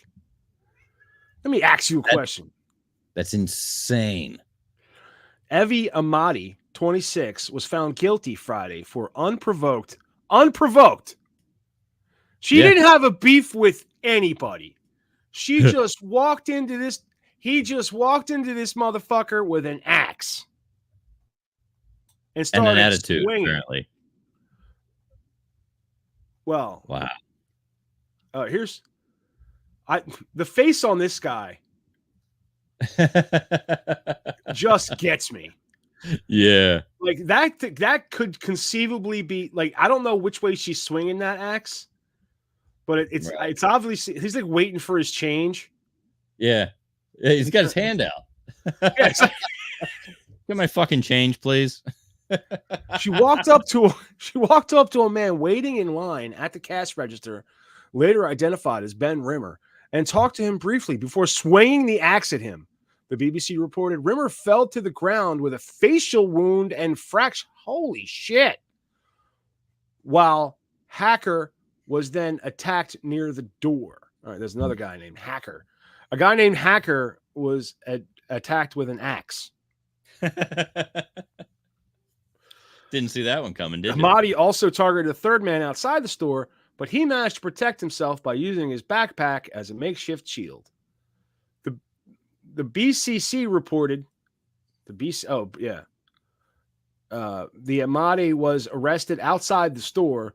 During her trial, the victim said they thought she had come from a costume party when she walked in the store with a weapon.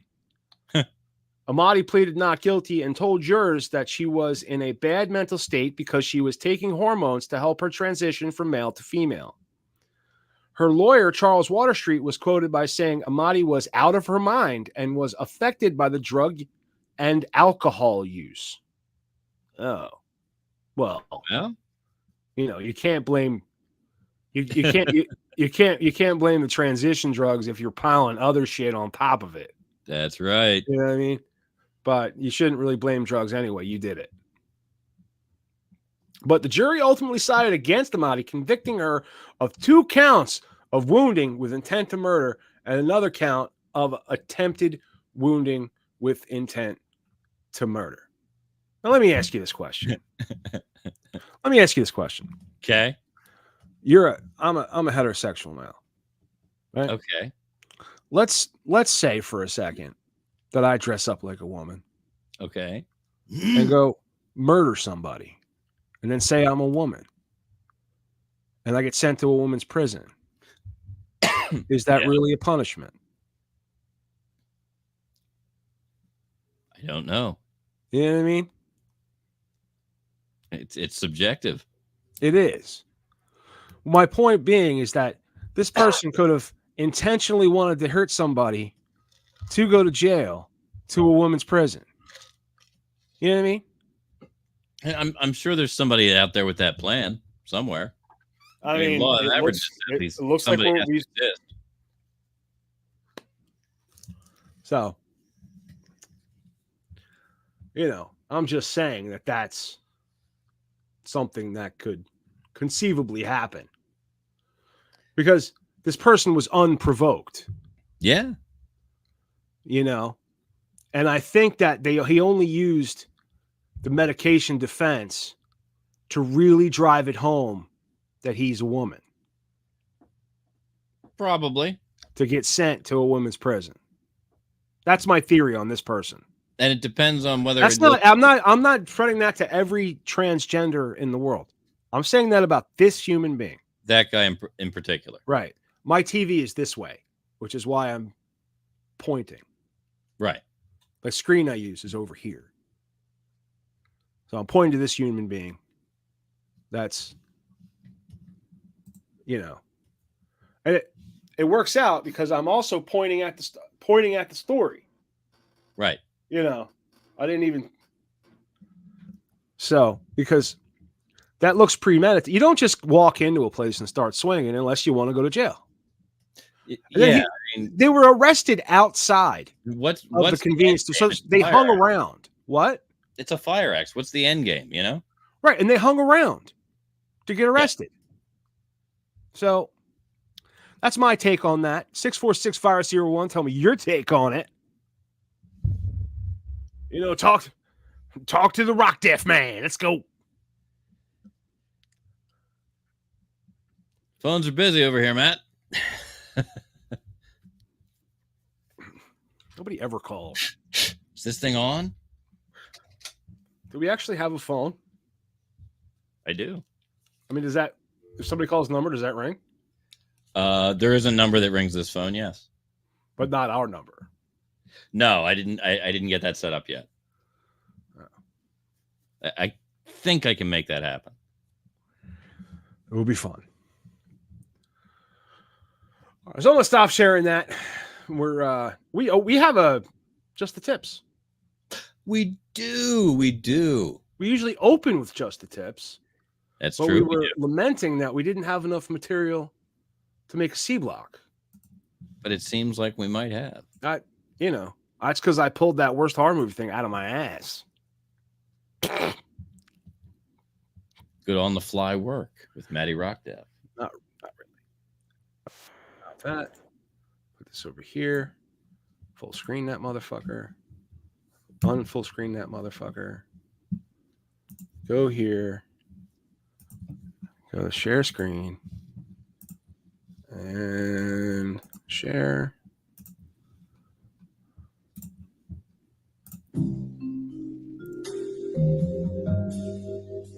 Just the tips.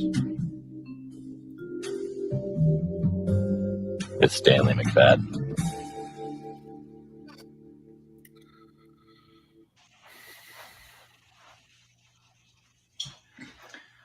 Hello? Yeah, no, I want to know what your hours of operations is. No, because it seems like every time I try to come inside there, it's always closed. So I'm just saying, I need to know what your hours of operations are so I can be there on time. Yeah. Okay. I need to talk to the owner. Excuse me. What's your hours of operations? Anytime. You're goddamn right. Good evening, ladies and gentlemen of the Media Virus Podcast. It is I, the one and only Big Dick Daddy, Professor Big Dickology from the U of V, bringing at you another episode of Just the Tips. Tonight's episode 85. Give it up. Ladies and gentlemen, there are 11 major systems in the human body, and among the most important is the male reproductive system. Now, here's the interesting thing about this system. We as men can only do so much to protect and to maintain and to elevate the health of that system. We can go to the gym, we can watch our diet, we can improve our cardiovascular system. We can do a couple of simple things to help and assist in the development and the improvement of our sexual and reproductive health. But the one thing we cannot do very well for ourselves is take the role of the women in our lives. See, that's a cute little video, right? But there's a very important message in there. See, a lot of you women like to say to your significant others, oh, anytime, anywhere you want it, I can do it. Oh, yes, I can do it. Y'all some goddamn liars. Too many of you like to say during the courting phase, during the honeymoon phase, during the initial part of your relationships with your men, that you are sexually adventurous, that you're willing to do this and that and the other thing. And before you know it, promises go unfulfilled. And we men are left with cold, dry dicks and a mountain of excuses and unfulfilled promises from y'all. Why? If you would like us to remain faithful and diligent to you, our partners, then you need to be willing to and able to provide the thing which we need to attain and maintain our sexual health. That means loosening up them panties. It's what we as men need to maintain our health, our sanity, our sense of self, our sense of being. That's how important it is. And it's so important that we entrust it to you, that when we are willing to say, let's get married, we are trusting you in sickness and in health to provide us with something that we cannot do for ourselves. Our part of the bargain is busting our ass, going out into the world and killing the animals and bringing it home. That's the thing that we do as men. What you do as women is providing us with the ability to go back out there for another goddamn day of bullshit. So the least you can do, as that man said, is give us a fucking hours of operation. When are you actually willing to do the damn thing? Because way too many of y'all like to run off at the mouth instead of filling it up at the mouth. Don't make promises that you can't keep. Stop telling these dudes what you're willing to do and then not doing it. Simple as that. Or if you're not willing to give that man an hours of operation, then don't be upset when we find someone who has better hours than you provide. What do you do when you want something from the store and that store doesn't have it because that store is closed? Well, you go to another store. You might wait if that one's going to be open soon enough and you want that item bad enough and you want to get it from that store bad enough. You may wait and get it from that store because you like that store. It's a good store. But there comes a point in time where waiting is fucking pointless. And I need what I need.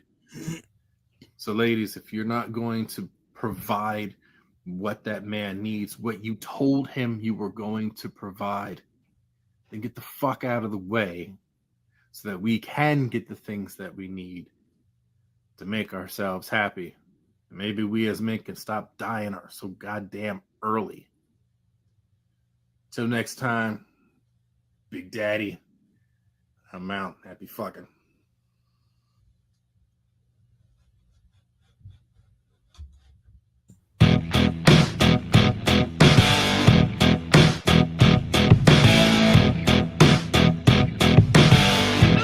You want to see the funniest meme I've seen all day? What you got?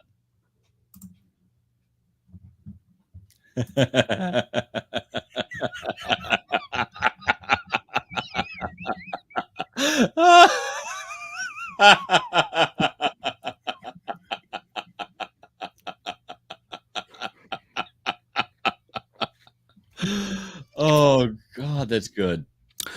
So, in audio, the people listening to the podcast, this isn't very good. No. Let me explain this to you. What some genius did. And we also this is regional for us, so it's regional for us. I mean, there's so much that goes into it. So there was a politician who was being set up,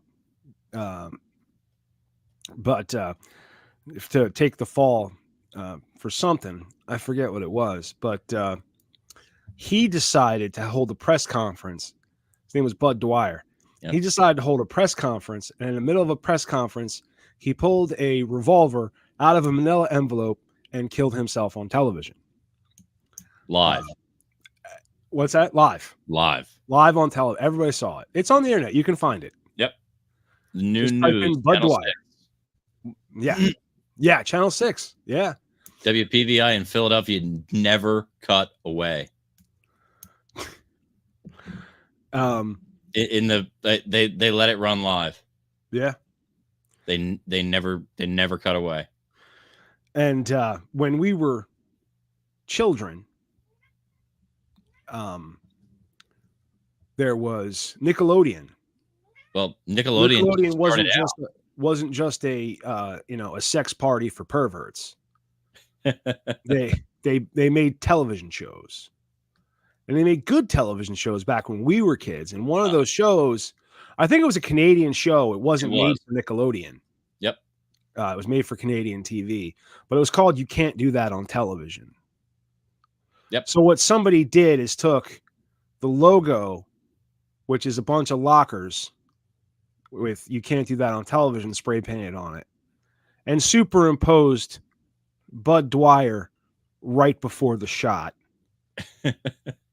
And it's one of the finest pieces of memery I've ever seen in my life. Yeah, and it's well blended too. It is the lighting, everything. Just do me a favor, send that to me.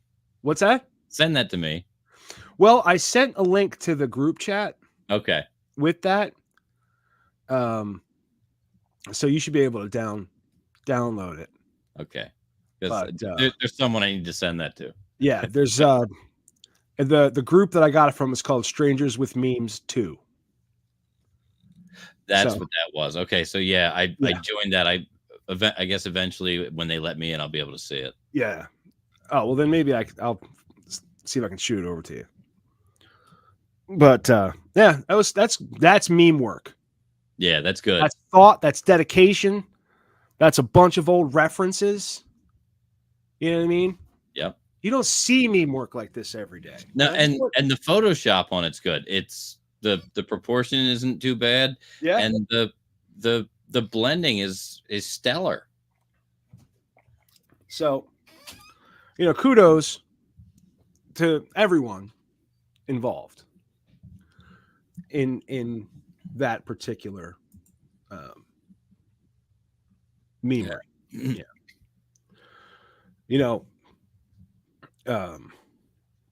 It's hard to get that blend right. It is. It's tough. It's definitely tough to get the blend right. Did you hear J.K. Rowling's in the news? I heard something about that, but she's made some comments that are unpopular, and she's just not backing away from them. Well, J.K. Rowling, yeah, the headline is from the BBC. J.K. Rowling hate law posts not criminal, police say. Social media comments made by J.K. Rowling challenging Scotland's new hate crime law are not being treated as criminal, police in Scotland has said.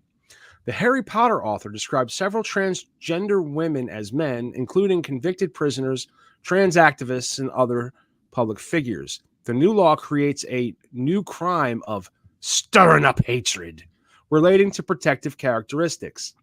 The force said complaints had been received, but no action would be taken.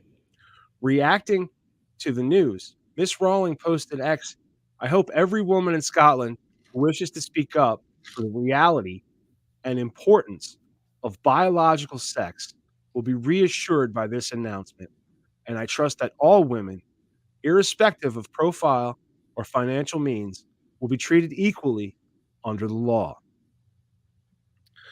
If they go after any women for simply calling a man, I'll repeat that woman's words, and they can change us both at once. I don't know what that means. Charge, maybe. I'll repeat that woman's word, and they can charge us both. I got you. All right. The hate crime and public order. Oh, my doggy's here. The Hate Crime and Public Order Scotland Act of 2021 makes it an offense to behave in a threatening or abusive manner with the intention of stirring up hatred based on disability, religion, sexual orientation, transgender identity, or being intersex. Stirring up hatred based on race, color, nationality, or ethnicity is still fine. Oh, no, was already illegal in Great Britain under the Public Order Act of 1986, but it's now included in the new law. Since the law came into effect on Monday, Police Scotland has received more than 3,000 complaints. The world is full of Scotland is full of pussies. It sounds like a pretty broad stroke, though. I mean, one of the protective groups. Did you say that it's people who are into sex? Yeah. Or no, intersex. I don't know what that means. I don't know why there's a difference between transgender. I'm into sex. I'm into sex. I'm into her sex. You know what I mean? Right. Katie Neves, a trans woman who was appointed a UN Woman UK delegate, was mentioned by Miss Rowling in a previous thread on X. Oh, is that the person there? Here, this is the person that. There we go. Okay. The author claims Miss Neves switched from straight man to lesbian at the age of 48. Okay. Well, we got a whole year. He switched from straight man to lesbian. Oh, I guess because he's a chick that still likes chicks. He still likes chicks. Well, is that so? What part of what? He just wants to be one. What? J.K. Rowling wasn't wrong. He went from being a straight man to a lesbian. That's exactly what happened, right? Am I wrong? 646-virus-01. I mean, yeah. She listed me and other trans people along with some sex offenders and put it out to 14 million followers. That was inciting hatred, and it resulted in me receiving thousands of messages of hate. So it's done what she set out for it to do. I don't know that that's what her whole point was. Miss Neves said the story had been published all over the world and was all misinformation about me. She added, it's horrible and it's really harmful. Miss Neves also confirmed she would be making a complaint to the police, but had not done so yet. This whole thing is ridiculous. Prime Minister Rishi Sunak earlier backed Miss Rowling's stance, stating that the UK had a proud tradition of free speech. Mr. Sunak would be drawn on whether he supported her, would not be drawn on whether he supported her approach, saying it was not right for me to comment on police matters, individual matters. But he added, we should not be criminalizing people saying common sense things about biological sex. Clearly, that isn't right. We have a proud tradition of free speech. Well, do you have? Scotland's First Minister Humza Yousaf said racist graffiti, which appeared near his home, is a reminder of why Scotland must take a zero-tolerance approach to hate crime. Why? Because there was graffiti on your wall? Okay. All right. He said the law was designed to deal with what was called a rising tide of hatred in society. I mean, if you go looking for it, you're going to find it. Yeah. You know, if you go, asking for it, you're going to find it. Yep. The legislation does not prevent people from expressing controversial, challenging, or offensive views, nor does it seek to stifle criticism of rigorous debate in any way. Well, of course it does. Yeah.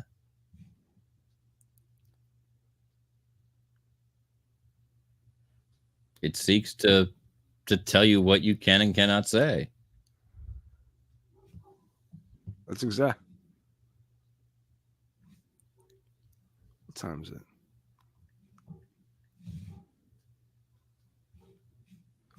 Is Pete trying to get in? I don't know. Oh, yeah. There he is, live from the road. Live from the road, guys. Yeah, we were reading a story. What's going on with you, man? Yeah. Just went to Jersey. Feel like I need a shower. It's not that bad. No, it's not that bad. Actually, I dare to say, like, I'm starting to like Jersey a little bit. Yeah, don't get too comfortable there. It sucks. No, that's what I'm afraid is going to happen. Like, I'm going to get too comfortable, and all of a sudden, wham! They're going to, serial killer me or something. I don't know. Start charging you taxes is what they'll do. Yeah. Yeah. Well, I didn't say I wanted to live there. I just said if you stand still there too long, they've got something. I wonder, is that a thing? Like when you got to do your taxes, do you have to pay state tax to the time that you were in New Jersey? No.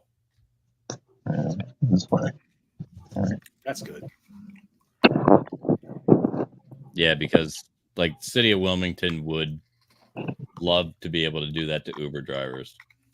I used to have to do it with my guys when we worked in the city. It sucked. Yeah, that's what kind of made me think of it. You had that experience from before. So what's going on, Pete? You called in, you hit me up on the thing. You're like, hey, can I come in? You're real excited to tell us something. How was your Easter, man? Boring? No, it wasn't boring. I spent it driving in Philadelphia and New Jersey. Come on, didn't you see my story posts on Facebook and Instagram? Do you really fucking think I saw your story post on Instagram? Oh, well, I guess you didn't. Maybe you ought to fucking look at my stories. It was the one with the geese. The geese and my drive over the bridge in the morning, and yeah. Well, we looked at the goose post. Oh yeah, that's because I was scheming on how I could find good B-roll of point of view geese attacking and cut at the end. I was really surprised they didn't attack. They were pretty cool. They were pretty chill dudes. I was so waiting for it when I watched it. I was like, oh, please, just lose your shit and go after them. No, they were some pretty chill geese. Yeah, I was doing my rideshare rabbit photo shoot, putting my ears on and shit, and I was in the parking lot over there, and I said, oh, look, geese. Let me bother them.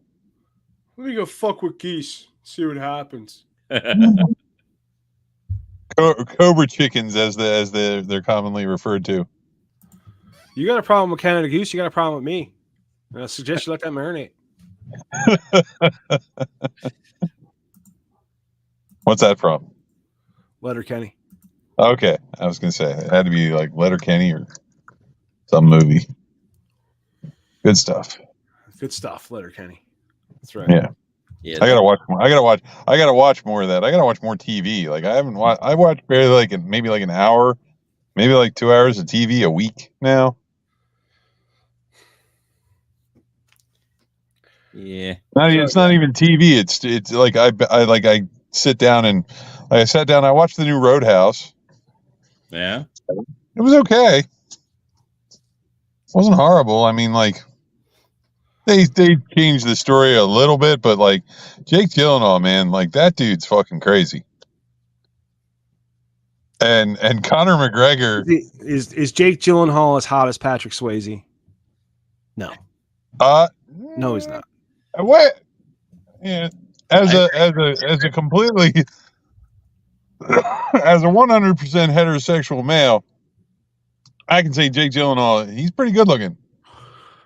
Yeah, you're 100%. I mean, your first experience with Jake Gyllenhaal was fucking Brokeback Mountain, dude. Come on. I never watched that movie. Yes, you did. No, I didn't. Yes, you did. No, I didn't. To this day, I have never watched that movie. Uh-huh. Then how do you know Jake Gyllenhaal? Let's see. The Nightcrawler. Huh? He was such a Jake Gyllenhaal fan. Uh-huh. Okay. What do you call it? He was the dude in one of the Marvel movies. He was the what you call it? Not Demento, not oh god, I can't remember his name. Let's see. Jake Gyllenhaal. He's been in plenty of movies, but again, like I said, The only one you can think of is Brokeback Mountain. No, I said the Nightcrawler. The Nightcrawler. So at night he crawls. Yeah, the Nightcrawler. He was in that one where he played a cop. Can you let her Kind of, I'll have to dig up a list of. I'm going to dig up a list of Jake Gyllenhaal movies that I've seen. Because, Jarhead. Yeah, there you go. There's a good one. Was it a good one? Yeah, it was. Was it as good as Brokeback Mountain? That's what I'm saying. We're gonna keep going back to this, aren't we? Donnie Darko. Never ever seen it. I thought Pete called out. What's he doing? Oh, he's calling in from his car. Yeah, He's car. good. He's cramming 3 hours of boring into 15 minutes. Oh well, I mean, if that's the case, I'll just go. Bye, guys. See ya. No, wait a minute. Hold on. Let me make sure. Hold on a second. I'll be right back. He'll be right back, folks. After these words from Matty Rockdeff.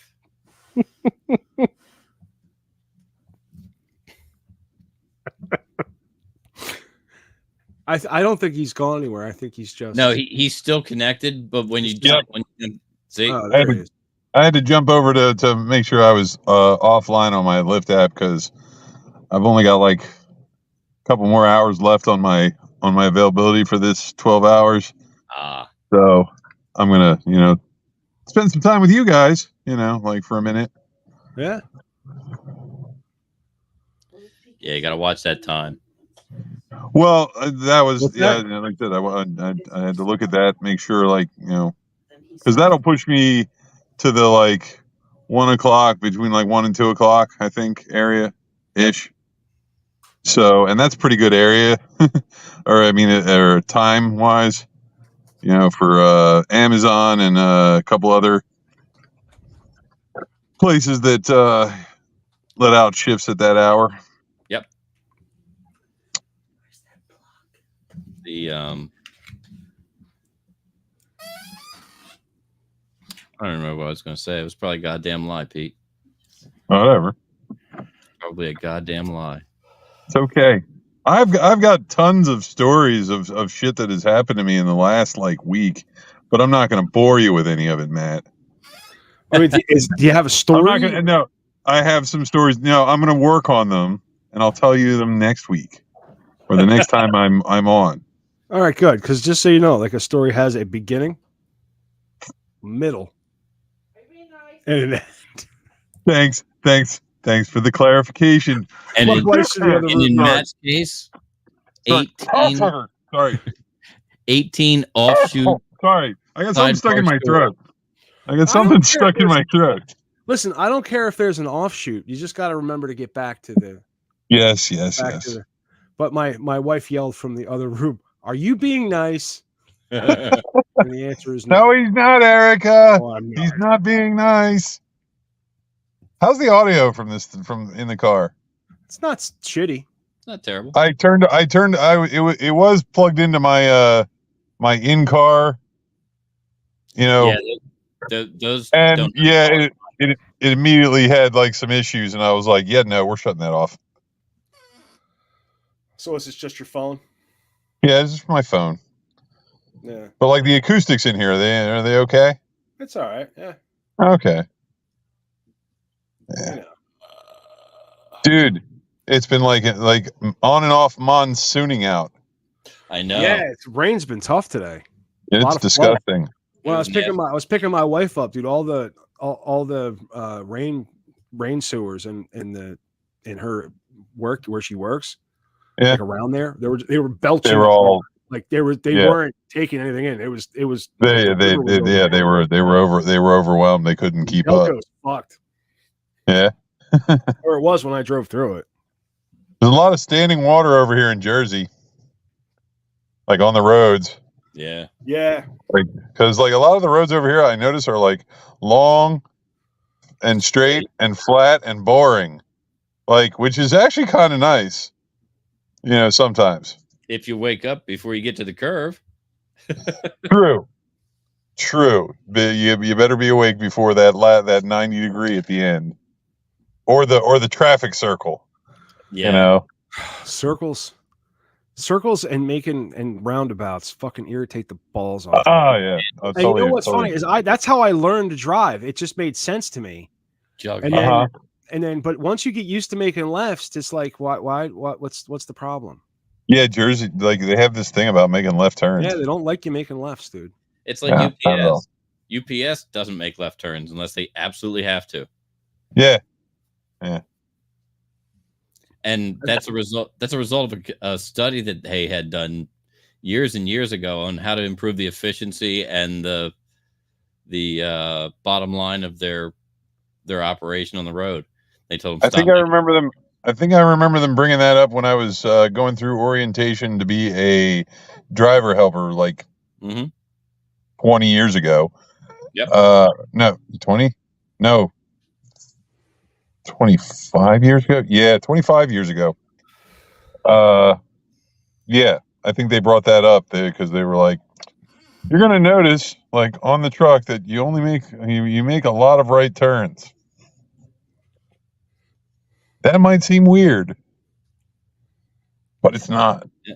No, they found that by eliminating the left turns, especially the ones that are not at a controlled intersection, your liability just drops. Yeah.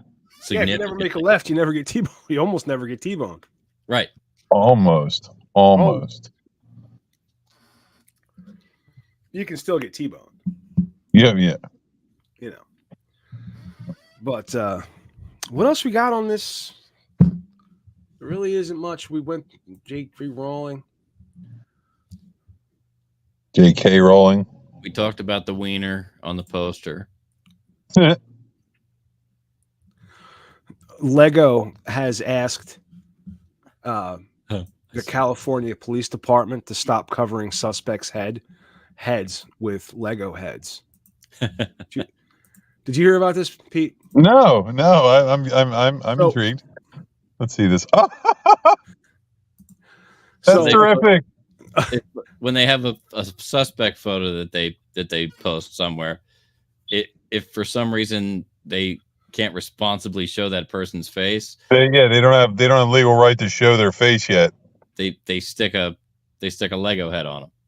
They don't have. Apparently now they don't have legal right to stick a Lego head either. Now they got to find some other toy head to put on there. They've got to go back to scribbling over their face in the photo. How about how about they put like crash test dummies on there? By Lego after the toy company asked the agency to stop adding Lego heads to cover the faces of suspects in images it shares on social media. The Marietta Police Department has been using Lego heads and emojis to cover people's faces in posts on social sites since at least early 2023. But the altered photos went viral last week after the department posted a statement about its policy, prompting several news articles and later the request from Lego. Why the covered faces? The department wrote March 18 in an Instagram post that featured 5 people in a lineup. Their faces covered by Lego heads with varying expressions. The post went on to reference a California law that took effect January 1, limiting departments in sharing mugshots on social media. The Marietta Police Department prides itself on its transparency with the community, but also honors everyone's right to protection as afforded by law. Even suspects, the department wrote. Across the U.S., law enforcement agencies have often posted galleries of photos from Mugshot Mondays and Wanted Wednesdays to social media in efforts to bolster community engagement. But experts increasingly point out the harmful effects of putting such images online. The harmful effects are you figure out who the assholes are and you can fucking avoid them. That's the harmful effects. People want to avoid these fuckers. Anyway, but experts increasingly point out the harmful effects of putting them online. For people awaiting trial, mugshots can carry a presumption of guilt. And for anyone seeking to move past a criminal conviction, they fucking shouldn't. Oh, I mean, the image can make it hard for them to get a job and haunt them for the rest of their lives, which is kind of the point. Under California's new law, police departments and sheriff's offices are now required to remove any booking photo they shared on social media, including of people arrested for violent offenses within 14 days unless specific circumstances exist, like the person remains a fugitive and an imminent threat to the public safety. To build on a previous version that took effect in 2022, the prior law prohibited posting mugshots of all nonviolent offenders unless those circumstances exist. It also said the department should remove mugshots already posted to social media, identifying any defendant who requests it.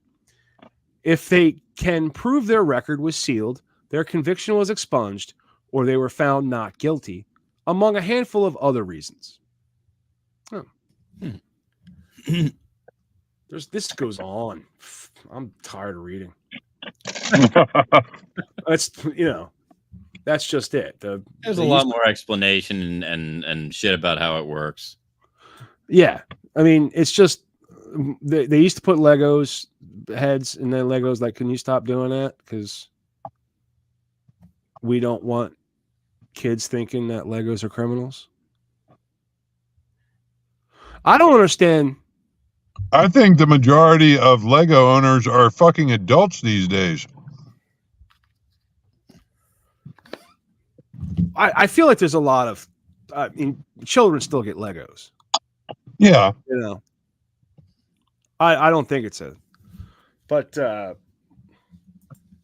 don't understand why they can't just put Lego faces up there. Because it's Lego's mark, and they can't allow their brand to be diluted. I mean, how would you feel if they put your head on there, Matt? Well, considering I'm a real person, I'd be pretty upset. Because if they were covering a suspect's face with mine, I'd be kind of incensed since I'm a real person and not as a tool. Okay, but what if you got paid to do that? It was just your face over every mugshot all the time, right? If it was just your face, like like, hi, this is Maddie Rockdeff, our suspect stand-in, whatever you want to call it. I don't know, face model. Hey man, what's your job? I obscure people's faces in their mugs. Yeah. Could you imagine? Like, I'd get pulled over and just beaten. Like, every crime anybody ever saw, they'd think it was me. I saw that guy. He was at the Wawa. He was putting breakfast burritos in his coat pocket for later. But how much we talking? Like, is it a per? I don't know. Like I mean, said, why don't you submit like an application to that police department saying, look, you guys come up with a number and I'll provide my image. This is giving me an idea because you're a part of the show, right? Sure. And so that means that your image is technically my property. Oh no. So I can license out your image. Likeness rights. My image. Okay. And get paid for it. You know? I think that's another Well, way. that's good. That's good because people actually know who I am.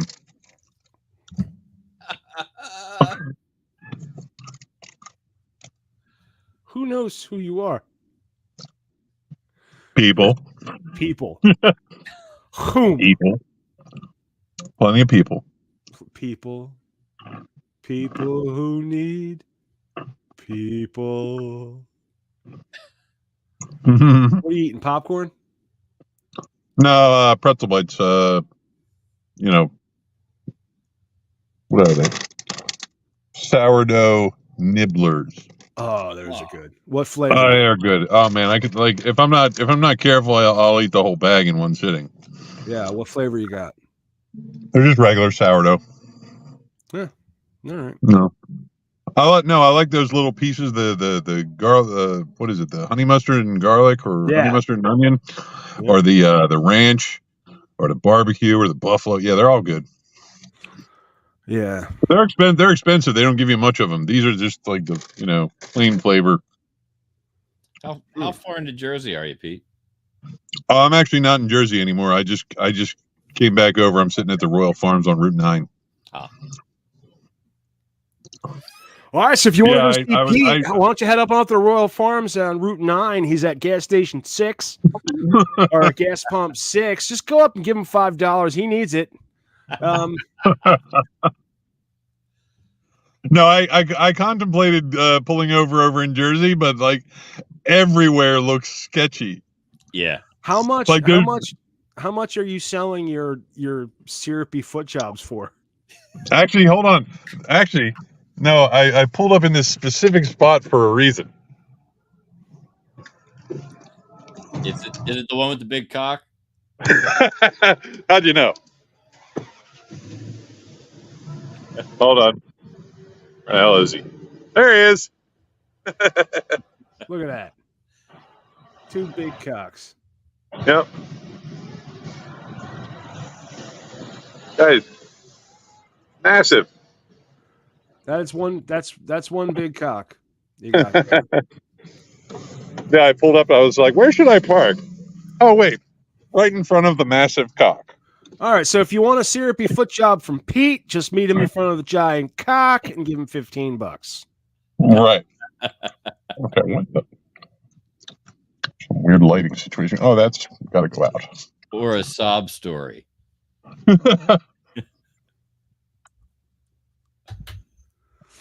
I don't know. No, I'll tell you one quick story. Last night I picked up a group of gentlemen from the Far East, and there was 4 of them. Boy, talk about like almost pulling a clown car routine. Right. Well, and they wanted to go. Their destination was Hacks. Yeah. Yeah. Love that. And the entire way there, they were telling me how their friend, I can't remember his name, Alcinder, or was it Darren? Something of that. How the fuck do we know the name? You're asking us. How you're asking us like we fucking know the people that you're talking about. I'm thinking out loud. Shut up. Anyways, so for and I've just picked them up at a liquor store in Newark. Okay. So the entire way to Hacks, they were they were trying to offer me beer, like make me they were like, here, have a beer. I'm like, I'm United States, we don't do that. We don't drive with an open container in our hand. It's Hacks is a go-go bar. Yeah. Okay. And actually, I heard recently that it's been sold and they're going to change the name soon. They did. It's already changed. Oh, yeah? Yeah. I didn't really notice. I can't remember what it's called, but the address still comes up as Hacks Gentlemen's Club it's on the app. Yeah, it's still a gentleman's room. It's it's not your standard adult entertainment because that license is very difficult to get in Delaware. They have something rules. It's absolutely a pain in the ass to get to right now because of they've closed a little section of Route 13 there. So you have to take this long trip around. Well, let's see. So they were talking the whole way about they wanted their friend who was turning 25 to lose or break his seal. I was like, that's not the terminology for that. Like that's something completely different. I was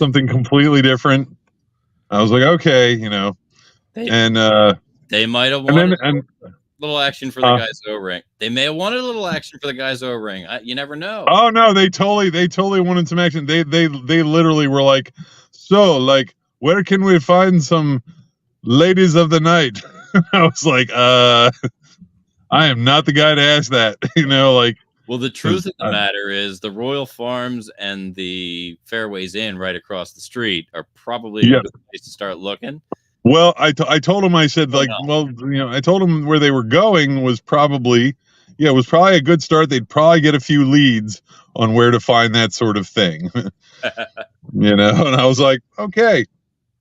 So, then, when we were just about there, I had to take some, like I said, long little circuitous route around to get there. And there was a large pothole that nearly swallowed the car we were in. Yep. Luckily, I saw it at the last minute and nailed the brakes and stopped just as I think the front wheel just kind of like dunked down into it. I was like, that could have been really bad. Yeah. Like it would have probably sheared the oil pan off underneath this car. I hit it the other night. It's a nasty one. Oh yeah. Well, like I said, I saw it at the last second was like, screeched to a halt, just as the one front wheel kind of dipped into it, and I was like, whoo, that was a close one. Yep. So yeah, dropped them off out front. They all got out. Of course, their friend, he'd already had too much to drink, so he ran over to the side of the building and relieved himself. Yeah. And then they asked me, well, you come in with us. And I was like, no. They liked you. I'd like to, but I need to go work. But yeah, that was a fun adventure. One of several this week. Why didn't you just go in there with them? See what I need a guy that's twice the size. Why didn't I go in there with him? Because I said I needed to work. I needed the money. I thought it was because you needed a guy that was twice the size. No.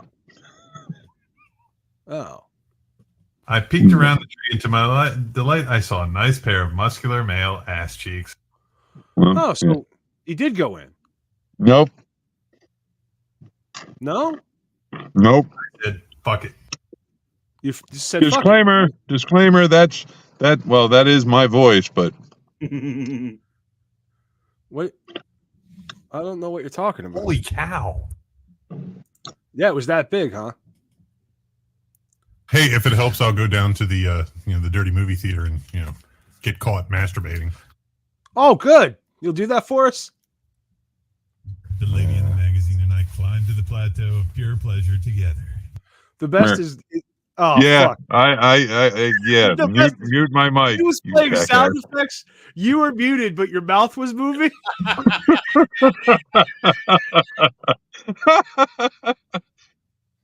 It was like you were saying this shit. I'm gonna have to watch the playback on that one. I looked down. I'm like, oh, it popped up in the corner. It said, oh yeah, the host has muted my. I'm that motherfucker.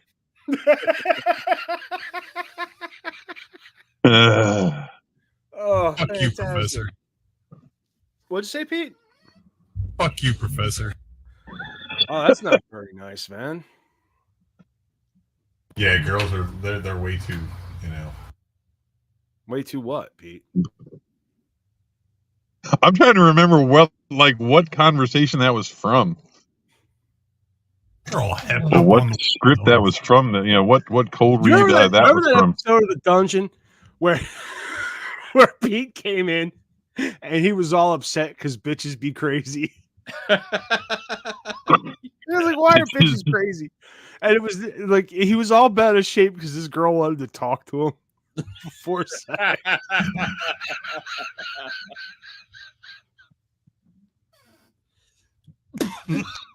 I think that's what that's from. Oh, that was true. That was a true story. That's what that was. That's what Why are you upset that we're bringing this up now? It was literally. I'm not upset. I'm You're not looking at upset. I'm fantastic. It was fantastic. I thought it was fantastic.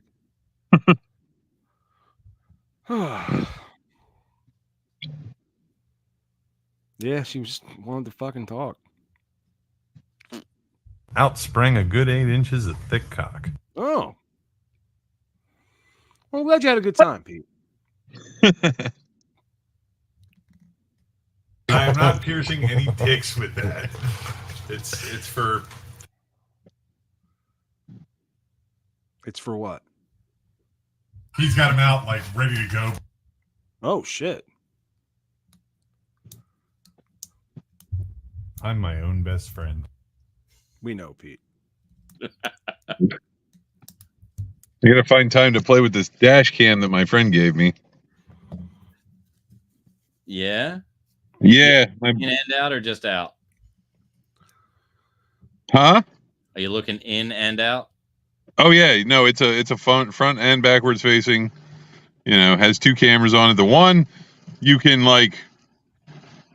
is fixed forward, but the other one you can flip it around to be inside or reverse, or you can flip it around and it's like a secondary front one. I'm like, what? I don't know how that works, but I'll figure it out. That's so when you're smoking dope, you can turn it around before you take a hit. Sure. I mean, great idea. Well, if they're both facing out, it's going to be 2 different aspect ratios so that you can cut back and forth. One's going to be a longer shot, the other be a tighter shot. Okay. Sweet. Yeah, you gotta set that up, dude. We gotta get some fucking. Yeah. Did No. you have to sign an agreement that you weren't allowed to publish any of your video cam footage? I don't recall signing anything, but it might have been in the agreement. I might have to read back through it. If not, I can't post any of it. I can't do anything with it unless, like I said, but in the event of an accident or whatever, I'll be like, hey, would you like some footage? Yeah. Yeah. That's mainly what it's for, is in the event of an incident or whatever, I want footage for, legal reasons.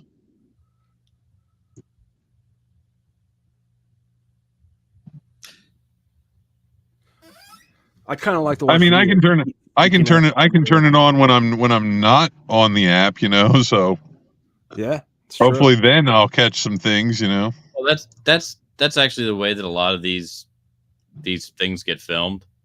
Yeah. I was talking to a writer one night, and they were telling me that she and her friend had been in an Uber, and when they were starting to have a pretty good conversation as they pulled up to the destination. He was taking them home from someplace. Yeah. and he said, "Hey, when I shut this off, you want to have this conversation, sign these releases. I do a, whatever documentary or whatever he was doing." Yeah. And they just agreed to drive around with him for a little while and have a conversation as if it was really the ride. Okay. But it was just it was a little staged, right? You just can't. Yeah. Well, he created the situation. They're still driving around the conversation, but he created the situation so that it appeared to be that it was during a ride share ride. Right. It really was a ride share ride at one point. It's just right. Ride share ride portion on camera. Yeah. There's loopholes, you just gotta figure them out. No, like I said, I mainly just wanted for in the event of an accident or an incident that occurs that once like here you go, here's some footage. Well, that is safe and responsible of you, Pete. You should get that figured out. Yeah. It's good stuff that you got that, though. It's gonna come in handy. My buddy, I stopped by my buddy's house the other day because I dropped off somebody in his neighborhood, and I said, well, I can't not stop by his house. It's like right there. Yeah. So, I knocked on the door. He was home. He's now working for a different department with Comcast. He was writing code or testing code. Right. And now he's in the innovation department. Yeah. He's trying to get to he wants to be like one of the managers or leaders in the innovation department. Yeah. Right now they think of things, and like his job is to like test it and see if it breaks. I think. Well, that's fascinating. Anyways, what's fascinating was he was like, "Oh, I'm at work right now." When I was sitting there, talking to him in his living room, he's like, "Oh, I'm at work right now." I was like, "Really?" He's like, "Yeah. See, because his team is actually in Pakistan." I was like, "Oh, damn." He's like, "Yeah." So the time difference or whatever. He winds up doing it overnight. I'm like, "Oh, so do I." But we got on the subject of Lyft driving or whatever, and he was like, "Hey, do you have a dash cam?" And I was like, "No, but that's one thing I really want to get." And he was like, "Hold on." He walked me around. He's like, "I bought like a couple because and I didn't, I'm not going to use this other one." And he was like, "Here." I said, "Well, what do you want for it?" He goes, "No, have it." I was like, "Next time we go to the movies, I'm buying popcorn." Next time we go to the movies, I'm blowing you in the back. No. And I'll put the dash cam and record. We go to the movies. You could take that dash cam and get a full-on face shot of you and him enjoying the blowjob because it's front and back camera. Right. We might have like stumbled upon like a whole new genre of porn. Dash cam. Dash cam in a movie theater porn. Dash cam in a movie theater porn. Yeah, just bring a dash cam. You just hold it while you're blowing them. Doesn't seem that hard to me, Pete. No, you're absolutely right. If he gave you the dash cam, you should at least say thank you. Yeah, right. Jesus Christ. Ungrateful. Right. He only thinks about himself, He doesn't think about what winning. What does my thing say on there? It says live. We're all live. Yeah, we're all live. Yeah. Yeah, but Pete's like live from the field. Yeah, I get it. Well, I mean, I did see when you said, "Oh, you were in the script." I was like, "How did I know he was going to say that?" Like as soon as I told him I wasn't going to be on the show tonight, they wrote something for me to be in. I'm like, So I went and read it, and I was like, well, that's kind of what I'm going to try to do tonight is just phone in from the road, or Yeah. Plug in from the road for a few minutes, you know. Yeah. Ow. Your claws are sharp, Peckerhead. Is that the cat? Yep. Oh yeah, nice. It'd have been really cool if he'd have called in at the right time to do the bit. You know. I couldn't exactly control that. What? Why not, Pete? I couldn't exactly control that. I was in the middle of a ride, probably. Yeah, my max headroom's a little off yet. No, that was pretty good, actually. Now we just got to get your face looking like leather or latex or something. And yeah, that was a full on appliance that he wore. Yep. Because they were all shot live. I'll bet that was uncomfortable as fuck. I used to love that show. I'm gonna have to go dig up some episodes of that and watch them. Yeah, I can't. Yeah, I forget what that show was about. Was it like a mystery show? It was, yeah, it was kind of like a mystery show. There was kind of like an underlying like plot that connected it all. All right. You know, all the different episodes and kind of adventures or things that, you know, like missions that he went on, sort of, whatever you want to call it. And yeah, I just dug that it was sort of like a post-apocalyptic almost society, or like, I don't know. It was way ahead of its time. Yeah, oh yeah, absolutely, 100%. And the interesting thing is the practical technology that they used to create it. Yeah. We still haven't hit exactly that mark. Yeah. Either I'm sure we've skipped over it in some sense with what AI is able to produce as far as images and video, but we never had that really.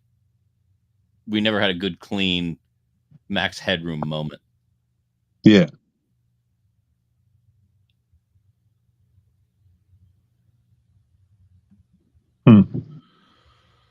Because everything that's done digital now, the practical effects that they used really, really jive with what could be done with technology moving past that point. Because at the time they did it, technology had no way. Right. They didn't have the technology to do what they were surmising, you know, what they were like, okay, you know, we want to make it look like this, you know. But now we're a lot closer, but not quite. Yep. Well, I am close to bedtime. That's what I was saying. Isn't it coming up on your bedtime, princess? It's getting late, man, you know, and so I think we should bring this all home there, Mike. All right. Well, thank you for joining us on this excursion into irreverence on the Media Virus podcast. On behalf of Grease Monkey Pete and our fearless leader, Matty Rockdeff, I'm Professor Michael Torres, coming from to you live here at Uncle Butch Studios, where we like to remind you to check us out at themediavirus.com to get more episodes and more nonsense from us. Because that's a good thing. That's what you can do. Right? Right. Agree with Absolutely. me. Absolutely. Damn straight. Yeah. Damn Skippy. That is what we can do.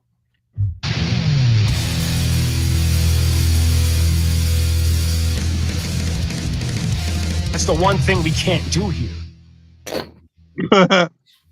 So of course you picked that one. All right, gents. Oh, there we go. All right, folks.